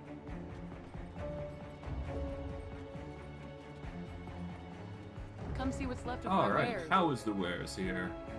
Alright, we got some... Okay, so we're freely upgrading to emblems, but we want to focus on Bismil here. I'll give you a good Let's price see. on what I've got left. We are now respected with Bismil, giving us some benefits here. We'll buy the scrolls here. That is a pretty decent route, though. 50. We'll lose out on the prismatic aura, which is really good for us, actually. So I'm actually going to keep the Fate Weaver raiment. See you around. I'll learn these because I can. I'll give you a good price Let's on see. what I've got left. Fire, burn, health, emboldening presence would be increased by 2, which is pretty good. It's probably in our best interest that we get these shoulders, though. It's a little weaker comparatively, going by armor value, and we won't get as much in statistical points, but at the same time, it is better than the alternative. Let's see. 4 to raise skeletons is better than 2 to summon Briarthorn, I personally believe. For this is emboldening presence. Is that better than what we've got in the Blighted Ascended Shoulder Place the Eagle? We don't use savagery as much as we think we do. So I'm gonna get the Bismal shoulder pads. Put it to good use. This will nerf us slightly, but considering the bonus to damage, health, and bleed resist, we've got Come see better what's left of my shoulders. wares. Okay, sell everything that isn't purple. There we go.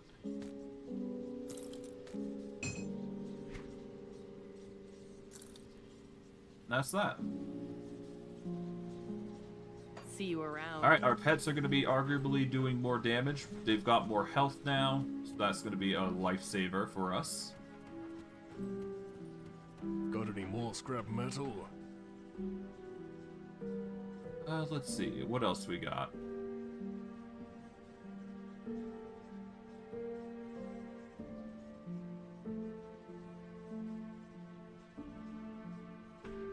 +1 to all skills would probably be an amazing tool to have. But anything goes, really.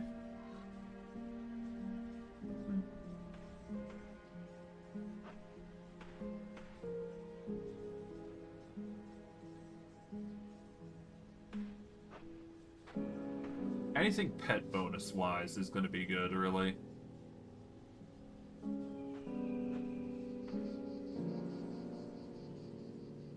Well, at least we got the mythical Beast Collar Cowl now, so that's going to be good. We still need the Beast Collar Shroud, Shoulder Pads, and Talisman, though. That's going to be a journey.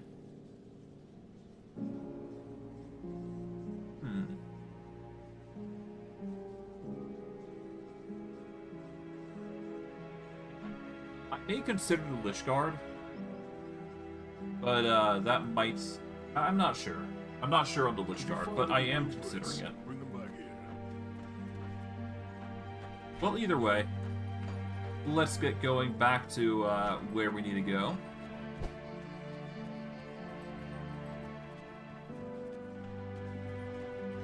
Conquer the 15th Shard in the Shattered Realm. I guess that's another thing that we gotta do. I don't need to worry about it right now, but it is something worth noting.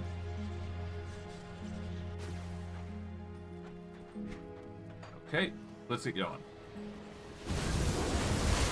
I am not in a rush to do this.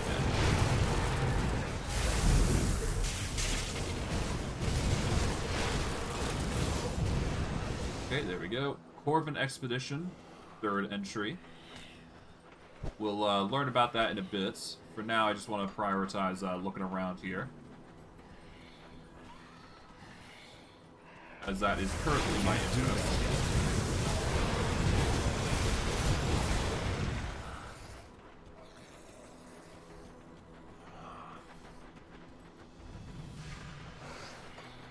Okay, we go up here. Can't do that.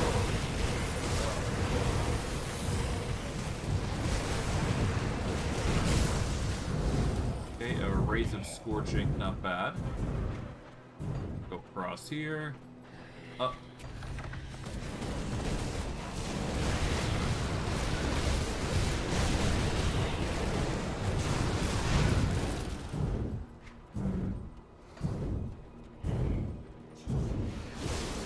Skill's not ready. Nice, just slowly whittle down the enemy here.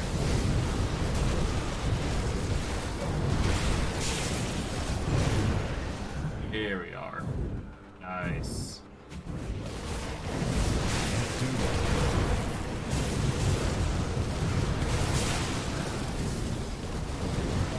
Yeah, they stand no chance.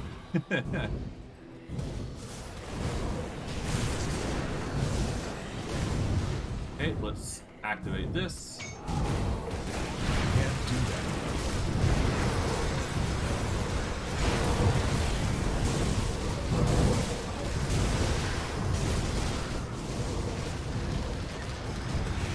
Oh, you got some healers here, huh? Okay. Can't do that.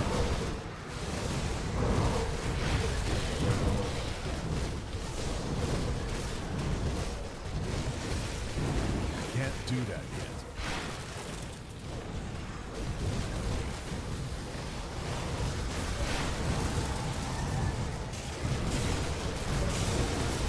Can't do that. Okay.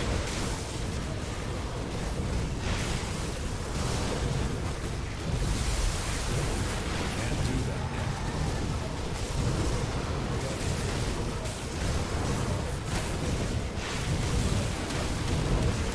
Skill's not ready. What the hell?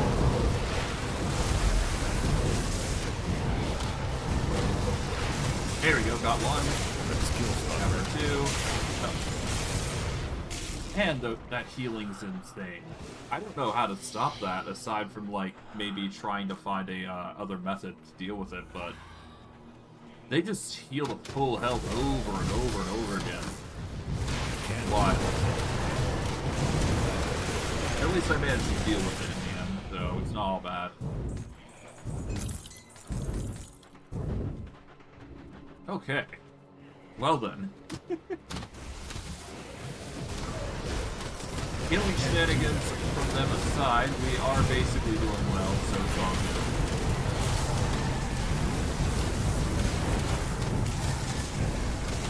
Okay, That skill's not ready. nice. Corvin Pauldrons, more materials, some of the minions here. Writings of Rion the Scholar, the final entry. Can't do that yet. Plenty of research to go for. Oh, there's a first entry as well. Cool. Take that.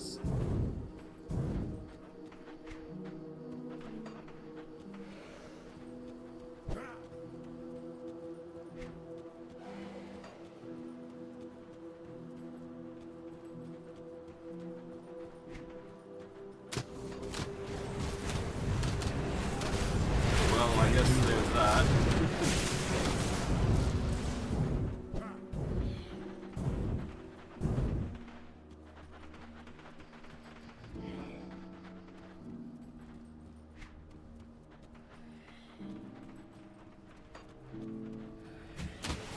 Can't do that. So good. Back Lowstone, Compelling Wrath.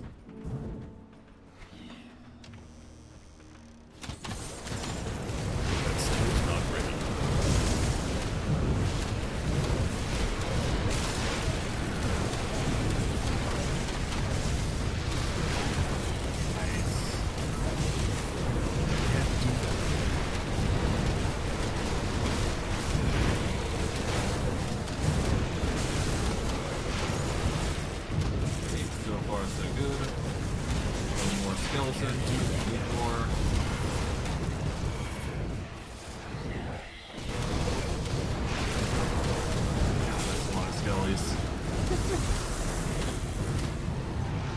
Ah well. I can't do that yet. Okay, glamorous chest. Mythical direwolf crest. Not something I'll probably use, but it's still worth noting, I suppose.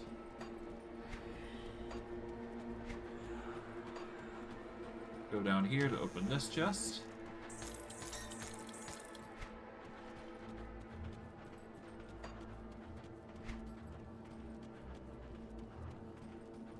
Okay. Go out through here. But obviously before we do. Yep. Get some more minions up.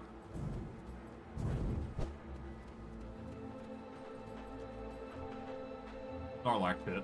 Or whatever that is, I guess. Seems we got some ominous enemies here and there. Nothing too crazy. Naturally. Alright, let's see. Got 3 notes here. Let's read the Corvin Expedition. It's been too tedious and nerve-wracking days since we made landfall. A time spent cautiously picking our way through arid canyons and barren valleys with no sign of civilization. We are forced to travel huddled together with armed guards at our flanks. A cumbersome but necessary measure. One of our porters was mauled by an unknown predator while relieving himself. We must be incredibly cautious to prevent further attacks. I'm no expert on the study of animals, but I have witnessed many here that defy my understandings of the natural world. Massive reptiles skulking in the dunes, flying predators with wingspans as large as a ship, beetle-like insects the size of a man. This is a place of deep primordial energy. I feel certain we are on the right path. 1 second.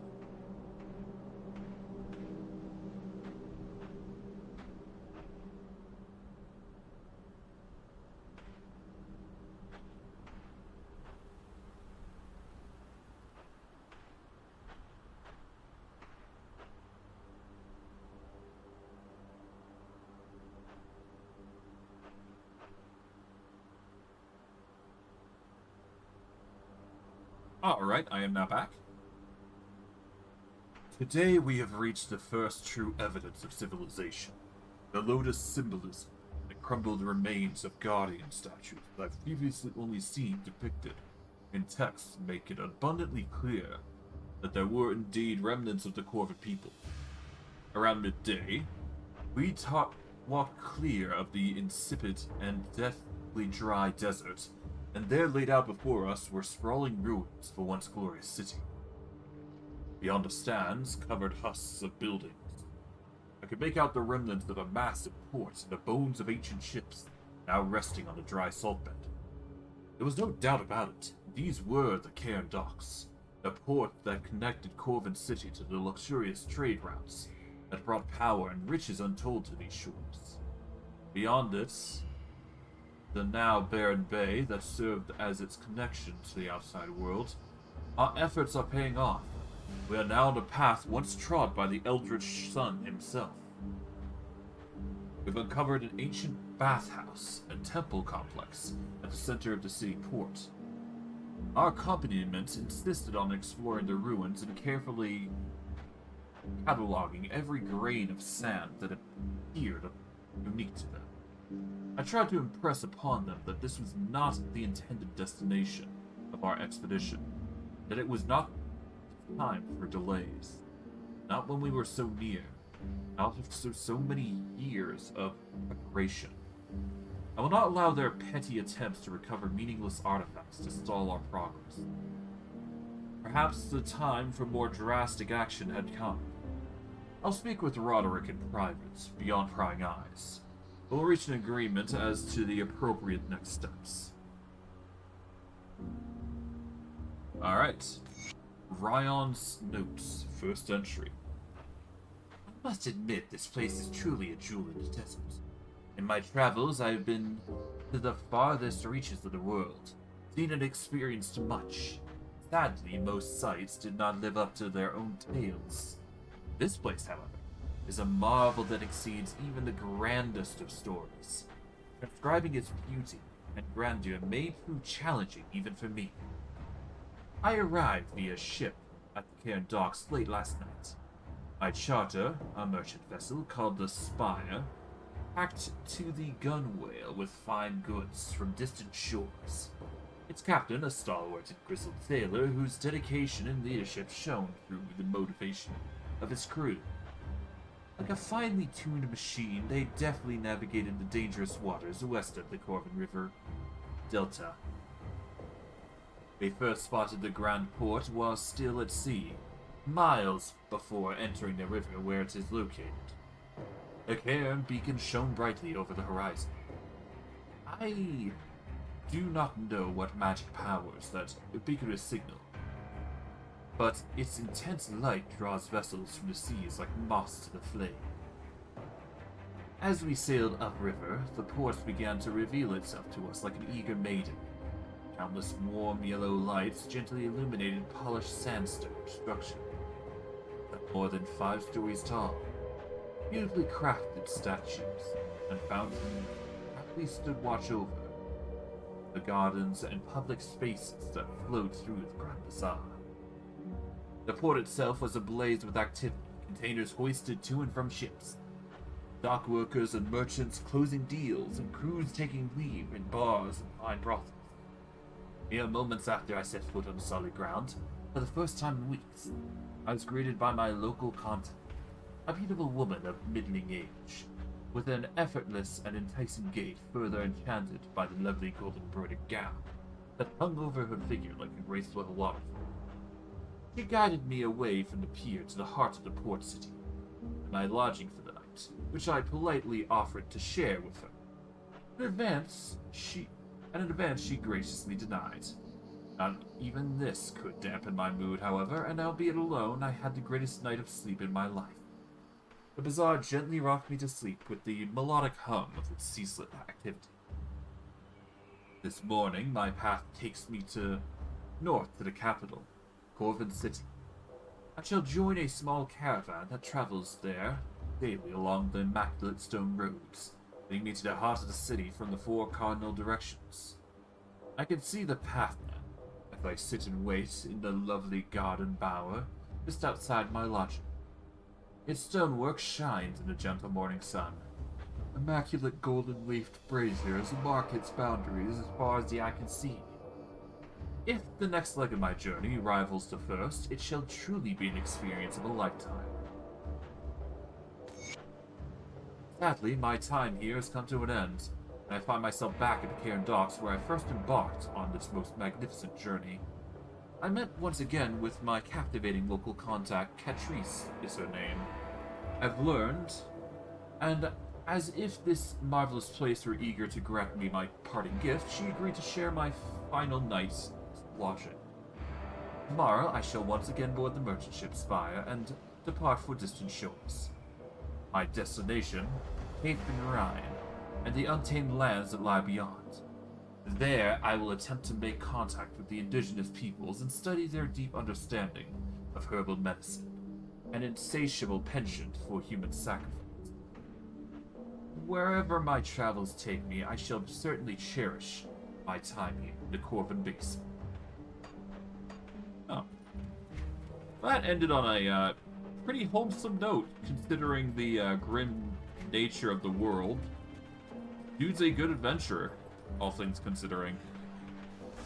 Yeah. Well, I guess the correct term would be explorer here, because he's literally and cataloging his notes. But I digress. Why do you let him? I guess that's just the thing he does, leaving his notes everywhere. Eldritch Spear's rocking fast. Anything down here? Nope. That's fine. Great. Just deal with these guys. Pretty simple to do.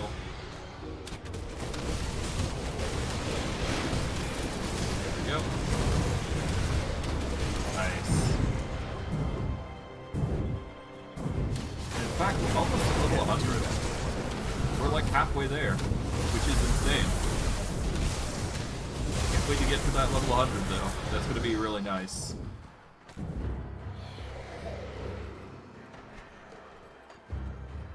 Alright. Casually deal with Stone Griffin. Pretty simple stuff.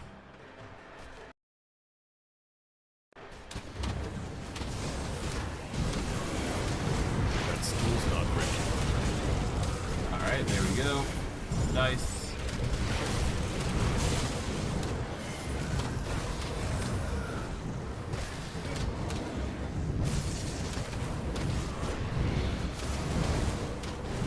Can't do that yet.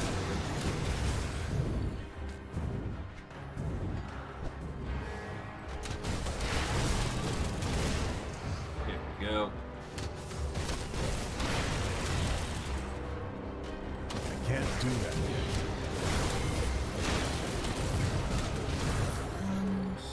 So far, so good.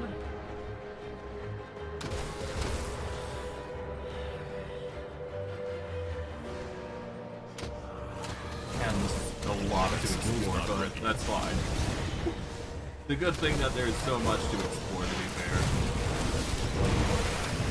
Goes to show that we're going to get a lot of things opting for this. More minions here. Yeah, there's a dude on the other side, so I guess... Yeah, we're basically almost done exploring this a little bit. Apologies if it's paused, but that's... Have to reconnect here into the tab. But yeah, no. We're basically almost done with this place. Well, at least the Cairn Docks, I should say. We are now in the Sunbane Oasis. Got some cultists from Dreeg here. Pretty good. Can't do that yet. Kind of surprised we managed to get through that entire place without too much trouble. That said, we've still got plenty to explore here, so we're going to deal with as many enemies as possible. Yeah, we should be able to get level 100 here pretty easily. Alright. Not bad. Not bad at all. A lot of skill cooldown from these shields, huh? Not that we're going to be using them, but it's still worth noting. Siphon Soul.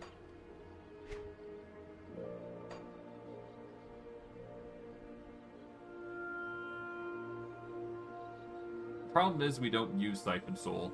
Although it is a good item, or a good ability, if we can increase the radius.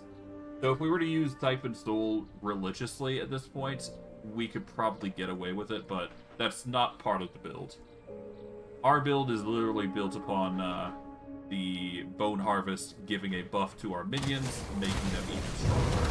Can't do that yet. And then of course a whole other slew of buffs that just make it even better. We've got our build though, so there's no need to worry too much about what we do here. Can't do that yet.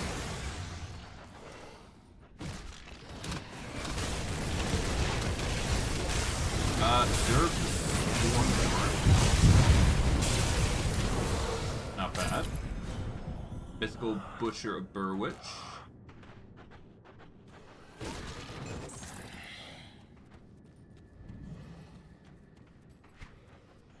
Pretty simple stuff. Let's see.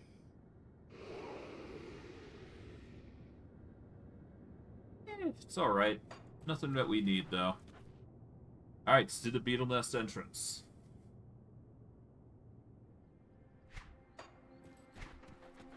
Now the question lies in where we get 100 gear. Well, I guess once we hit level 100, that's going to be our concern, obviously, but we'll see. We'll see.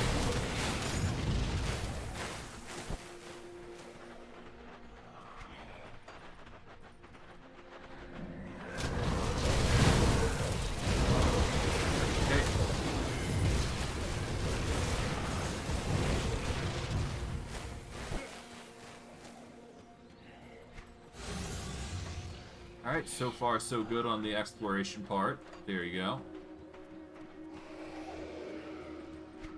Vanguard of the Three. Where is the Vanguard of the Three?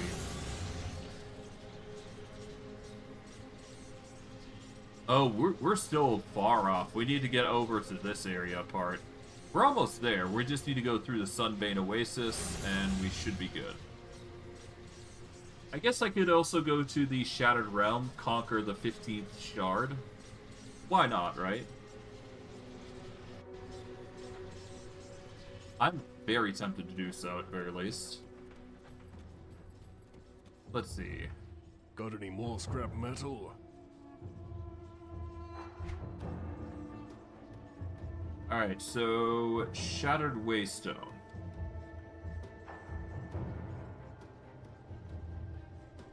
To at least the 5th shard up to the 15th shard of the Shattered Realm. We're gonna buy one of those, that way we can open this up. The emissary was right, as usual. You have earned the right. Okay, let's talk with the Keeper The Portals. Shattered Realm spans eternity. One could spend a Before lifetime. we begin, I have a Waystone you can A use. Waystone. How far shall we go? Hmm? Let's open up to the 5th shard. There we go. Sacrificing the stone, we get a portal here. We'll quickly Come sell see some what's stuff left of my here. wares. There we go. Iron well spent. Let's begin. Off we go. It's time to do some boss rushing, because I kind of want to. That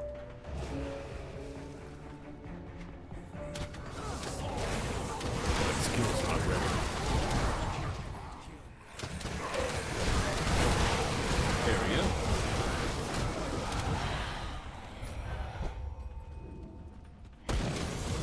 Can't do that yet.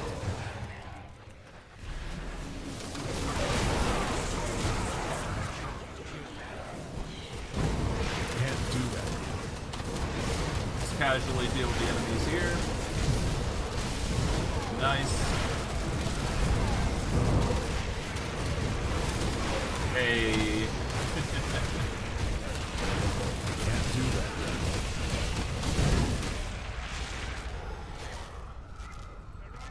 Okay, let's go up here. That skill's not ready.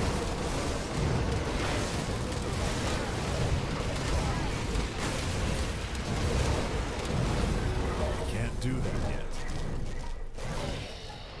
Alright, off we go to the next area.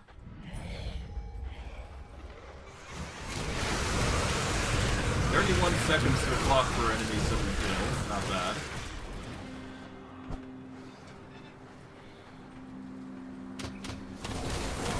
Can't do that yet.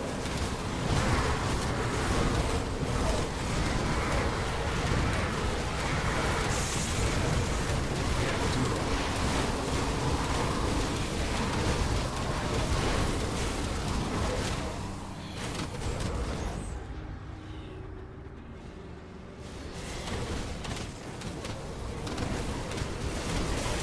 That skill's not ready.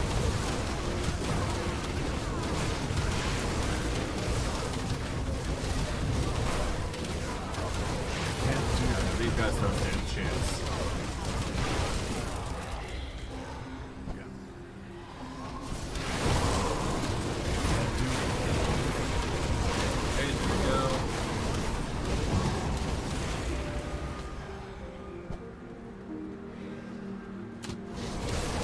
Can't do that.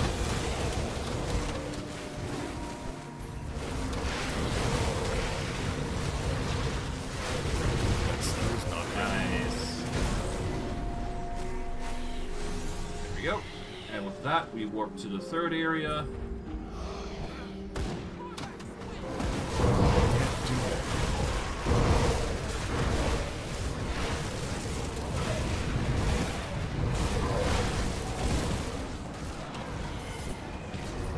That skill's not ready. 38 enemies, that gives us 15 seconds.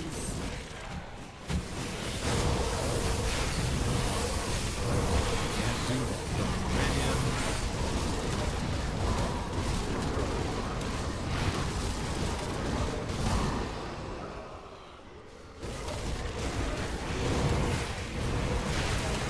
That skill's not ready. Minions, there we go. There we go, nice.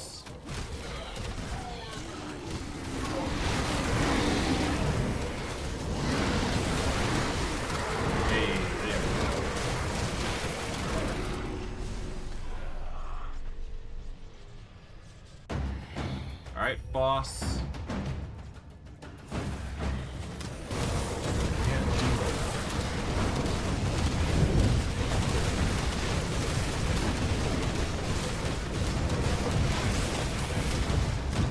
That skill's not ready.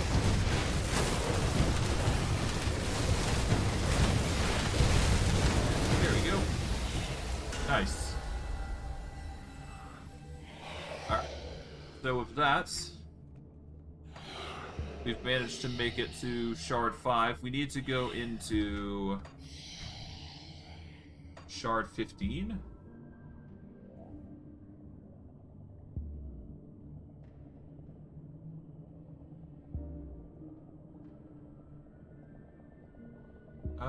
Yeah, conquer the 15th Shard in a Shattered Realm. That's our next goal. Well done. This portion of the Shattered Realm is clear of threats, and it's... Yep, I must proceed further.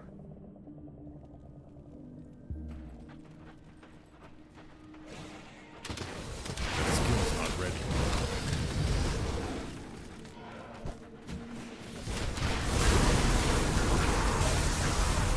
That skill's not ready. Thankfully, I don't need to worry about items, so I can just keep pushing forward here.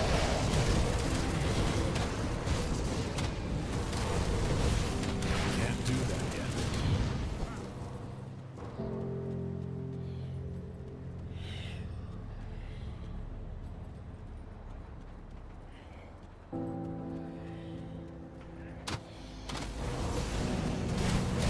That skill's not ready. Man, this is a very unpopulated area. That's fine. That skill's not ready.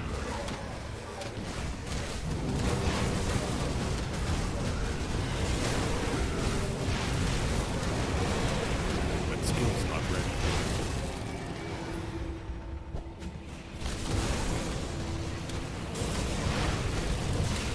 Okay, there we go. Not ready.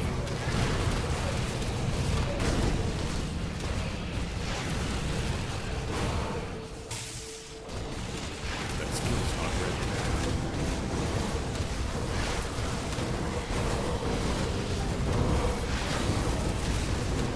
I can't do that yet.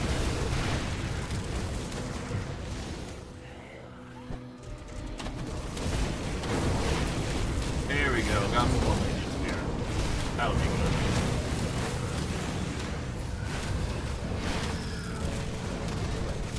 That skill's not ready.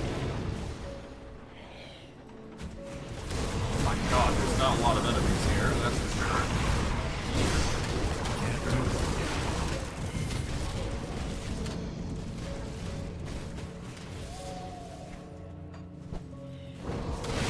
Can't do that.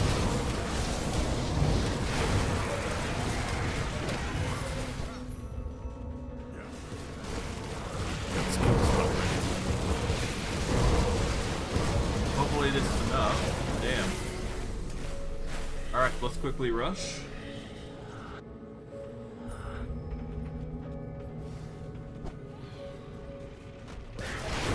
Can't do that.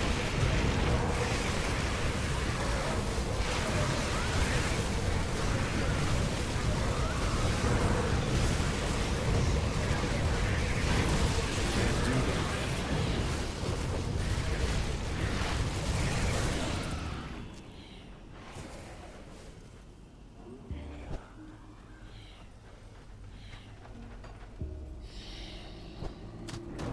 Can't do that.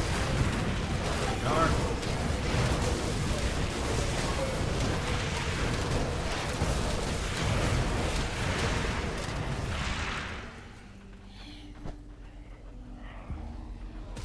That skill's not ready. Animated washers are a little bit better, but nothing too crazy. Can't do that.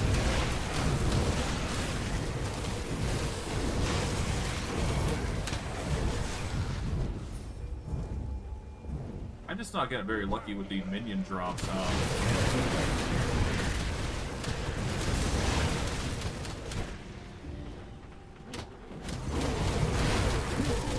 Can't do that.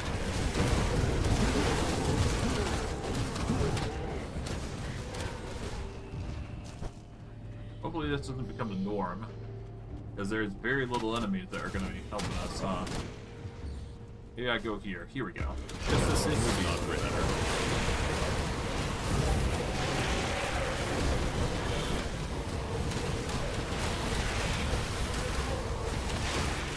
Can't do that.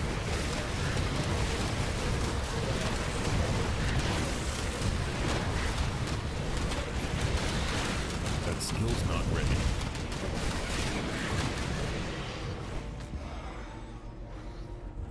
Or that guy. Can't do that.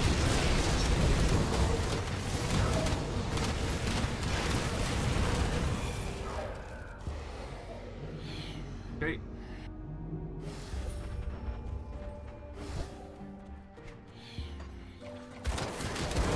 That skill's not ready.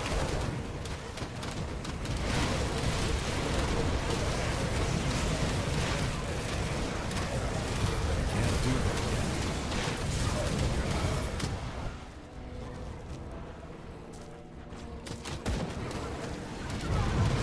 Can't do that yet.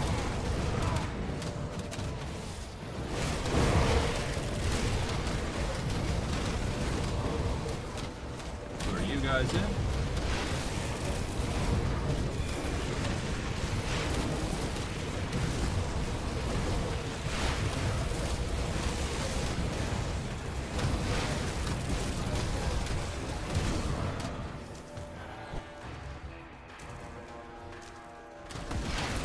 Okay, I'm running on a clock here. I'm almost done. I got like 1 minute left because of bad RNG. Hopefully I can make up for the mount here.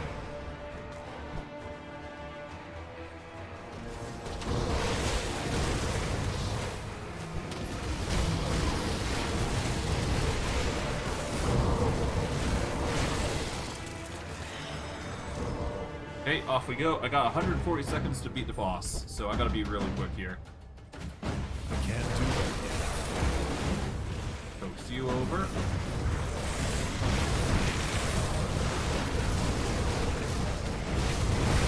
Can't do that yet.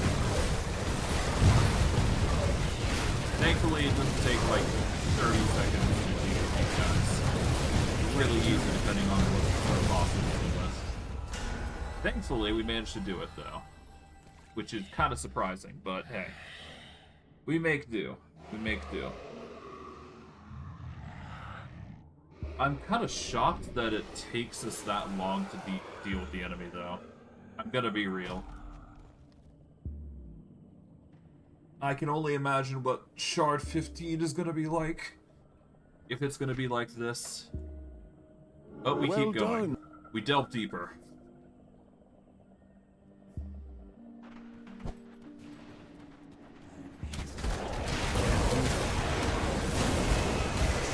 Okay, there you go.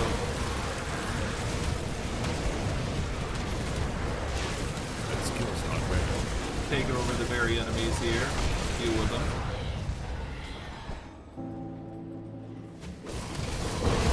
That skill's not ready.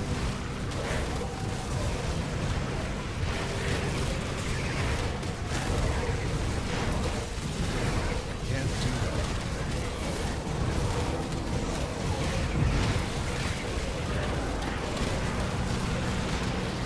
That skill's not ready.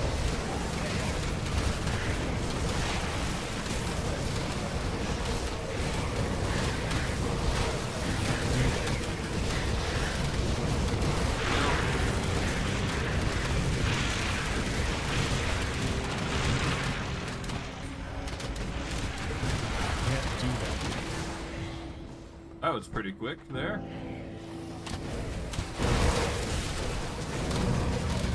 That skill's not ready.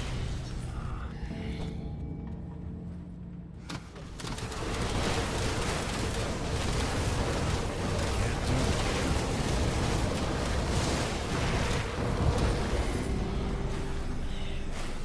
that. There we go.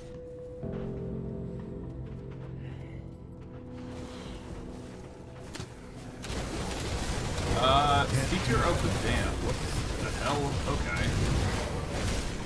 I'm very curious as to what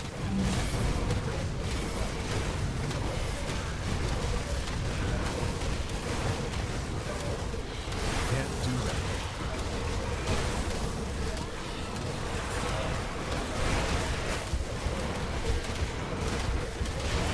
Okay, there you go.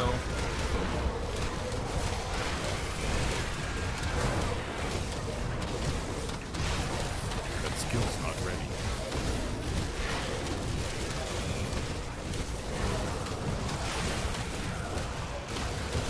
That skill's not ready. Okay, I guess I need to deal with the Seeker of Dam here.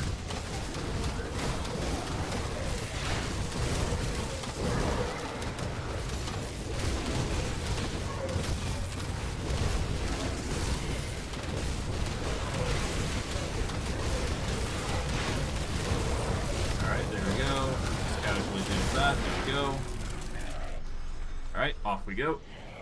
Okay, so there's like special bosses here and there. Cool.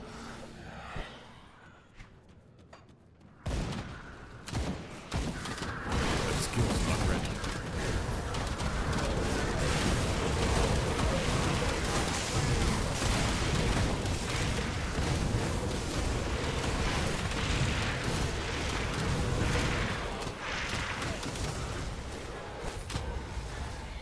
Good to note that there is other options here.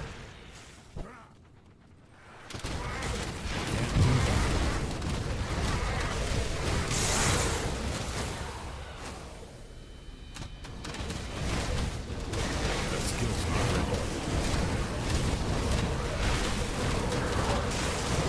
Nice.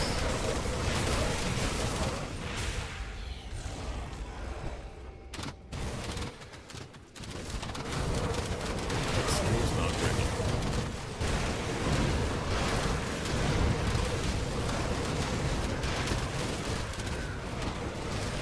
Can't do that yet. Alright, then the boss. Hey.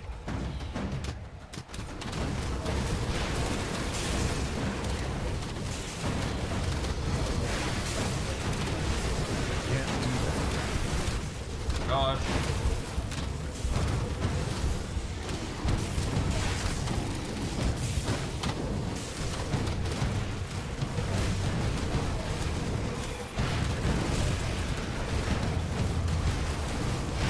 Can't do that.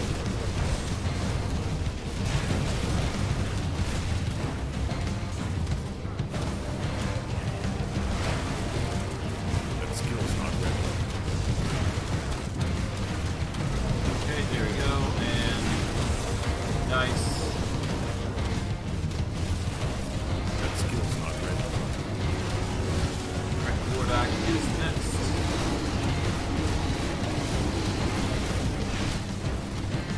That skill's not ready.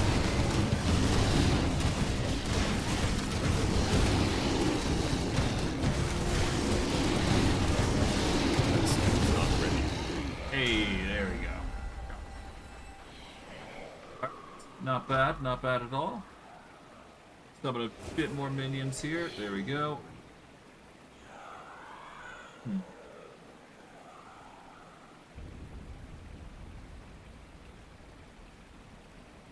Compared to the other one, which is 85% damage, this Direwolf Crest is fine. Alright, we're up to 7. Well done. This portion of the Shattered Realm is clear of threats, and its power ours for the taking. I can open the way further, or if you wish, offer you compensation for your efforts. That will mark the end of your journey, however. As the I'll claim my connection to reward. the It's fine. I don't need to. I really don't want to go any further.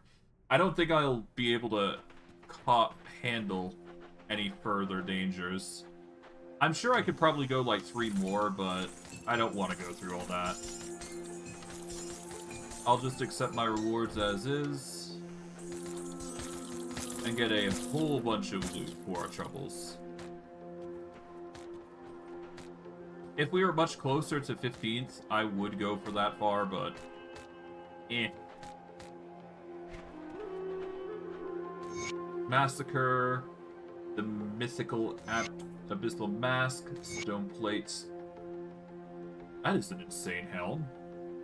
A bonus to Aether damage, offensive ability, elemental resistance, Aether resistance, chaos resistance. This is actually really good. The Ascendant Cowl of Attack. 54 Aether damage. We don't use Aether that much, but it's still good. Undead Legion, Briarthorn, Mogdrogan's Pact, and Raise Skeletons boost. Minus 100% skill energy cost to raise skeletons, and total damage modified by 25% to summon Briarthorn. This is a really good helm because it's something that we can use overall. Plus the pet bonuses are insane. We get less damage overall by 10%. We also lose the bonus HP. However, the benefits outweigh the negatives by a blinding amount. But yeah, we're gonna rock that. That is going to give us an insane upgrade here. This is gonna bring us up to 9 here for a raised skeleton, or it's gonna give us an 11 summon limit total. Undead Legions up to a max of 10, so that is gonna bring us to a +7 summon limit, which is pretty good.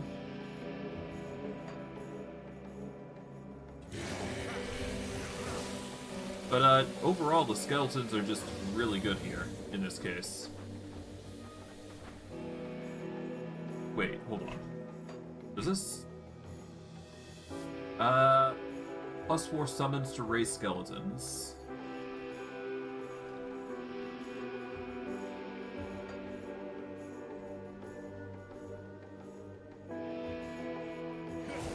Oh, I see. So it basically... Okay, so this is the cowl that we similarly had beforehand. This is the Necromancer helm, basically. It covers basically everything that we want. So, yeah. I guess we ball with this helm for a while, because it's really good. Either way, gear-wise, we're looking pretty nice. Can't really complain otherwise. What does it give? It gives, oh, it also gives a +4 to summon Briarthorn, so that's good.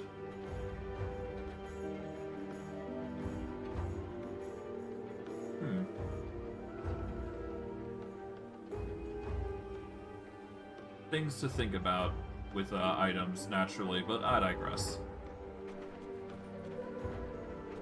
Hello, Shattered Pelleter. Templar.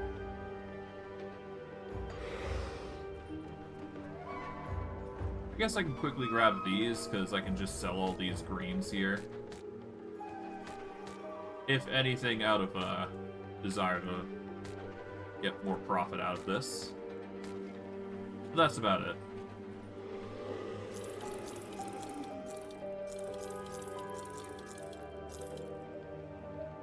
I'll keep this because we can get the Titan plating out, but other than that, we should be good. Alright. Portal fun is always nice. Come see what's left of my wares.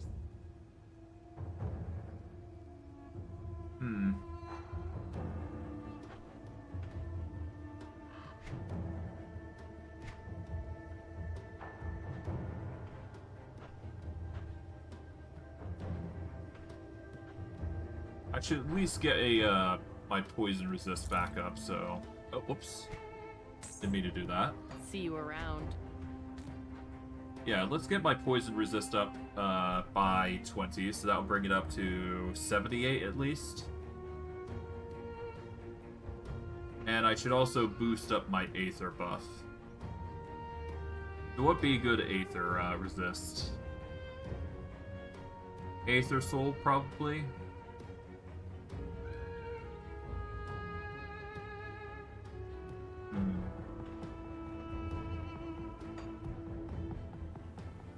What brings you to my forge? Seal of Corruption.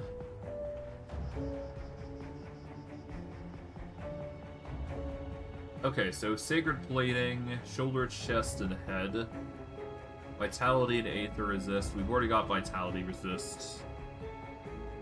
Aether Soul would cover amulets and medals. Aether Ward. All weapons, shields, and casts or offhands. We don't... Okay, that's no-go.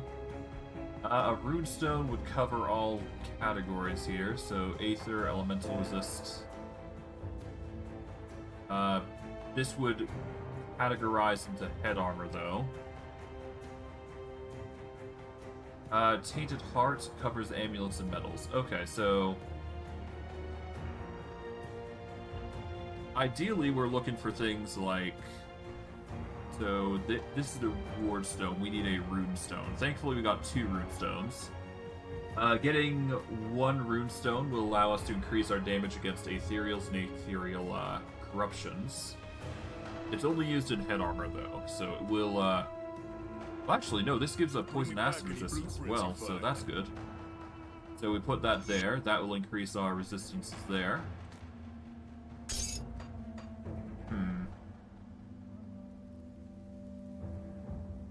And I guess I'll leave it at that. I can get some Titan plating, I guess. Which will increase our overall armors. Or I can keep the Titan plating. I don't know. What could I do for shoulders? Let's see.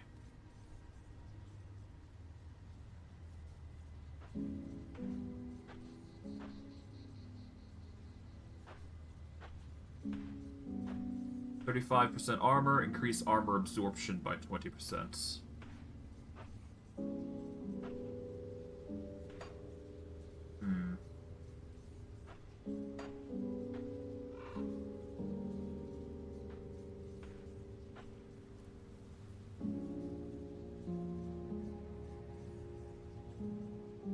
Physical damage retaliation, increase to damage retaliation. Or all retaliation damage, rather.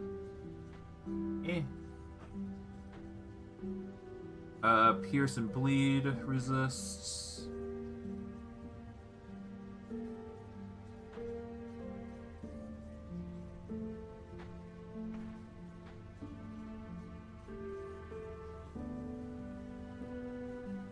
I guess health would be arguably the best. Yeah, let's just go with health. The more health we have, the better anyways, so it's all good.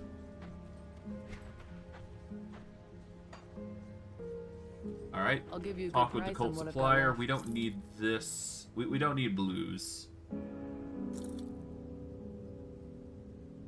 We keep the named items, though, because those could be handy in certain instances. That's an insane... Hold on. Okay, so this is slightly less damage, but the Mythical Spirit Cannon deals cold damage and vitality damage increases. Gives a boost to raised skeletons, +2 to Necromancer and Shaman, which is something that we use. This is actually what we need. Vitality Wave. Deals vitality damage, is a 3-second recharge, 20% chance on attack. And 20% of attack damage is converted to health. We'll lose out on some stats. It would make this a two-handed ranged or two-handed ranged weapon, which is pretty good for us.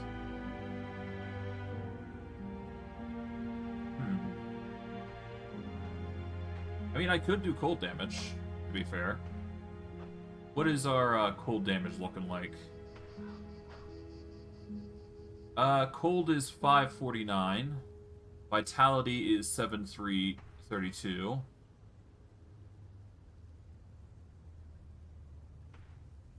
We're always going to have chaos damage as a sub-buffer. We're also going to have a side of lightning damage for some reason, but I could see this working if we do it right. The only issue is the damage, obviously.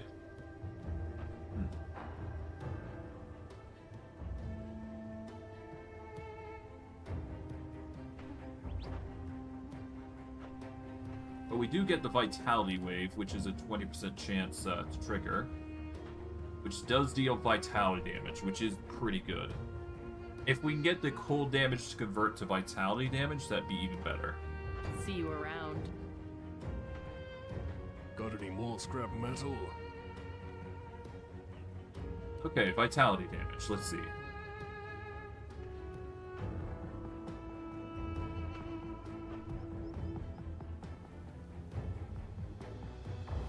Okay, so Haunted Steel would be literally exactly what we're looking for.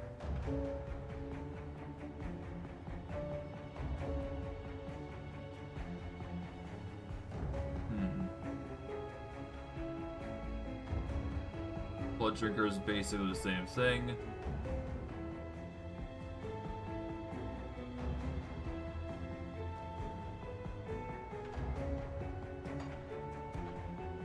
Is there no way to convert this into...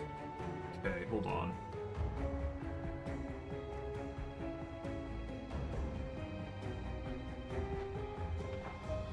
Steel of the Skies. Cold damage, lightning damage, frostburn damage, electrocute damage. This could be used. Gives us extra lightning damage. Gives us a boost of cold and lightning damage. Gives us chain lightning as an effect. Radiant Gem increases fire, cold, and lightning resist. Also increases elemental damage, and physical damage is converted to elemental damage. Elemental resistance as well. What is this? This is for shields and caster offhands.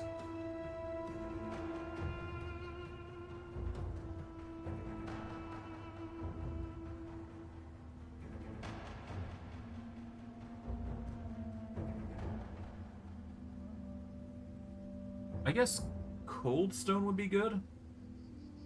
It will give us a slight bit of cold. It also increased our cold damage a little bit. Yeah, no, Cold Stone would probably be the best way to go about it, wouldn't it? If you find any blueprints, bring them back here.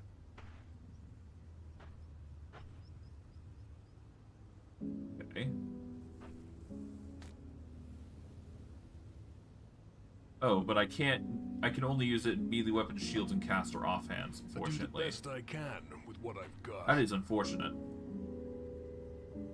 Chilled Steel. Eh.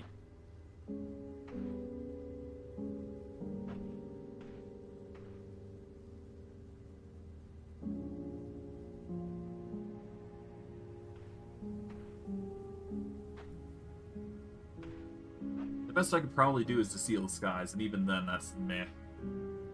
Ah, well. This is still a decent weapon, because it also gives our pets crit damage, and the vitality boosts are pretty good. Huh. We'll sacrifice our own damage, but we'll increase the damage of our pets by 200%, which is also good. Noting. Yeah, no, if I get this, I will increase the vitality damage of pets, which we do quite a bit for pets in vitality damage. Overall damage is like 1,200, which is pretty nice, but this will increase it even further. So it's just a question of what we can equip to make ourselves better beyond that. I believe Death Chill Bolts were the go-to here. Greater Ice Spike.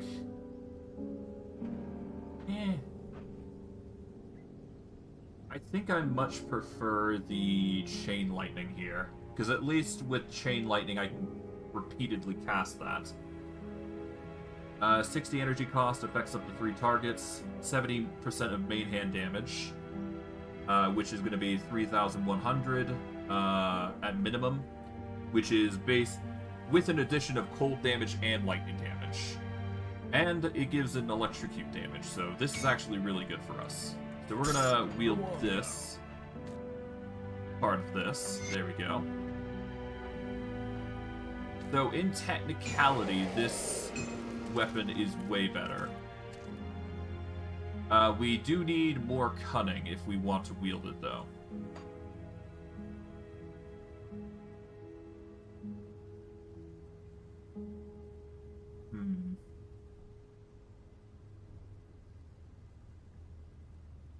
So we need more cunning. We need 566, so... How are we going to increase cunning? I guess that's the biggest question, right?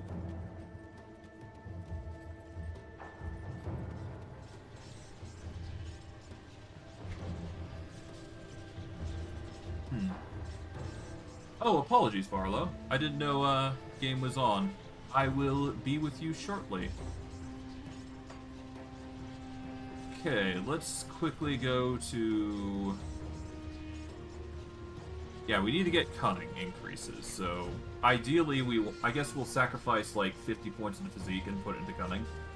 That'd probably be the best way to go about it.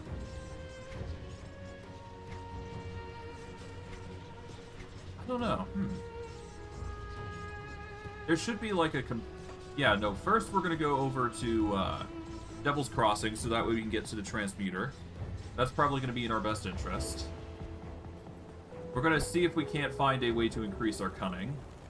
Got any more using trinkets. Alright, let's see.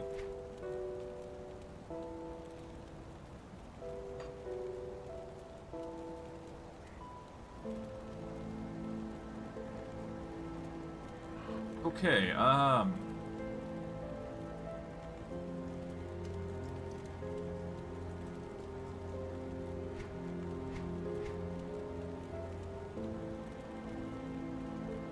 Okay, so cunning, let's see.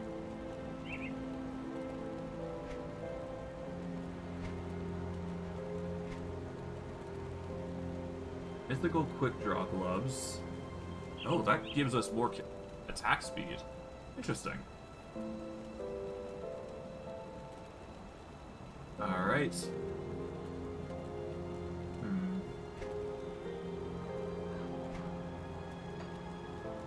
Okay, so there doesn't appear to be anything that gives us more cunning. The only way I can see us getting more now is literally just using one of these to reset our attributes. So yeah, we're going to use a Tonic of Reshaping here. This is going to give us 104 points. We need enough to fulfill 200 points in Physique. This will give us 130, 46. Alright, 202 is good enough.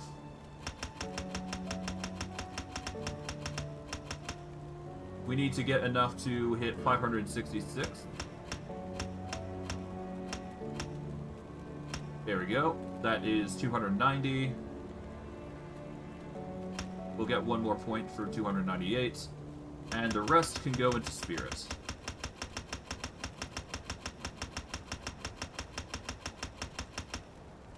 Uh, 400. There we go. 482. Alright, now we can wield all this properly. So this is going to give us some insane boosts when we do eventually when we use it. Our minions are going to have some insane boosts to their damage outputs. And that just overall makes us a better individual combat-wise. I can't do that yet. And I am going to be ending it a little earlier than I usually do, but that's only because I've got stuff to do today, so I will see you guys later. I hope you guys enjoyed today's stream. I know I did. I will see you guys next stream. Take care, everybody, and have a good day.